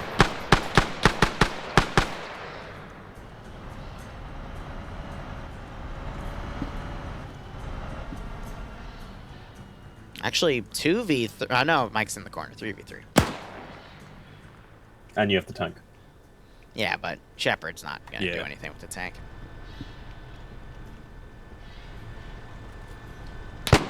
Verdikov desperately trying to medic up a dead body. I thought it was Swedge, but Swedge is down on the first floor. Nade goes in, might get on. Arnow somehow doesn't go down to the grenade. Mike trying to get the kill because he wasn't able to get the shots on Arndau. Mike now blindly firing. Arndau still confused. Mike's got -1. Yes, there's been a few people that have -1 tonight. Yeah. Yeah, so now he's going to camp that entryway. Mike debating what he's going to do there. Now we have a little bit of a lull in the combat as both sides regroup. Is Falcon dead yet? There's a player on named Falcon, but it's not our Falcon. I don't see the other Falcon, though, so... Don't know why Arnow doesn't just push him. Superior firepower, but Mike obviously just... He doesn't want to take the risk, that's why. Ooh. Mike missing the Lee Enfield shot there. Mobile X just fell off the roof and died. Are you... No, I'm not. Mobile X just fell off the roof and died. On the western side next to a Amazing. hay bale. Well, yeah, so that side of the building is glitched out, so... Yeah, still. Well, I think that's their best chance. Technically 2v4. Because the Shepard in the fucking tank not doing shit. I think that was their best chance there. I don't really think so, because Mobile wasn't really contributing that much. Yeah, but he was contributing by being in the zone. Yeah, but the zone's big. I mean, the other two guys are going to be able to stay in there, so... Yeah, but they're more likely to die. And if they were to die, you have mobile on the top. I mean, at that point, you're just extending the round. Vendikov's still trying to medic dead bodies. I guess the whole point, especially as a defender, is to extend the round. You do want to win. And I know it just wastes everyone else's time, but who cares? They're dead. Shouldn't have died, pussy. Yeah, you shouldn't have died, pussy. Yeah, exactly. Because Dream died because he was playing the round. Oh, Verdikov gets on now. Yep, get the double. Been noticing Nice. downed bodies are extremely just strong for no reason. Oh, yeah, they're very resilient to bullets for some weird reason. Vernikov's going to find the last guy. Doesn't get the knockout, and somehow he two-taps Vernikov. Yeah, but here comes Mike. Mike only has the Lee Enfield, though. Yeah, but I think... Hey, boo. Javi Bear? Yeah. Is going to take time to heal. Oh, Mike isn't actually going to move in. 15 minutes. It's been a 35-minute round. A lot of the fighting's been focused on this area. Uh-oh. Uh-oh. Uh-oh. Uh-oh. Uh-oh. What are you... Oh. Green Easy. 4 Well wins! Green 4 win. wins the bullshit disconnect! Oh! Oh! Big win. I'm going to be honest, Green 4 had the numbers. I'm going to call that still a Green 4 victory because I doubt Op 4 would have been able to survive that. All right, admin bitch slap wins. All right, Dream, I will see you later for... good night then. Tomorrow. All right, have fun. Good night. Goodbye, chat. Love you. Kinda sus. I know. It's absolutely horrible. It was all rigged. Green 4 we're gonna win from the start. I know. It's very sussy, guys. All right, let me kill the music. We're gonna transfer over to Daisy because I need to find a wrench. Oh, that's funny though. That's actually pretty damn funny. All right, let me pay off the prediction here. Let me go ahead and kill off Arma. So many things I gotta do. Let's go ahead and go to Daisy. Hit the play button there. Choose the outcome. That was a Green 4 victory. I know, upset. Oh well. And now we're gonna find a flag.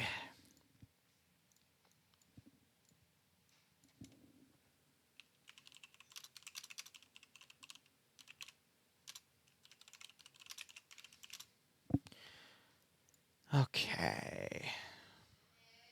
Yes, Boo? Yep. Yep. Till 11 or 12. Maybe earlier. Depends how things go. Why? What's up? Huh? No, because I'm still streaming. I'm about to start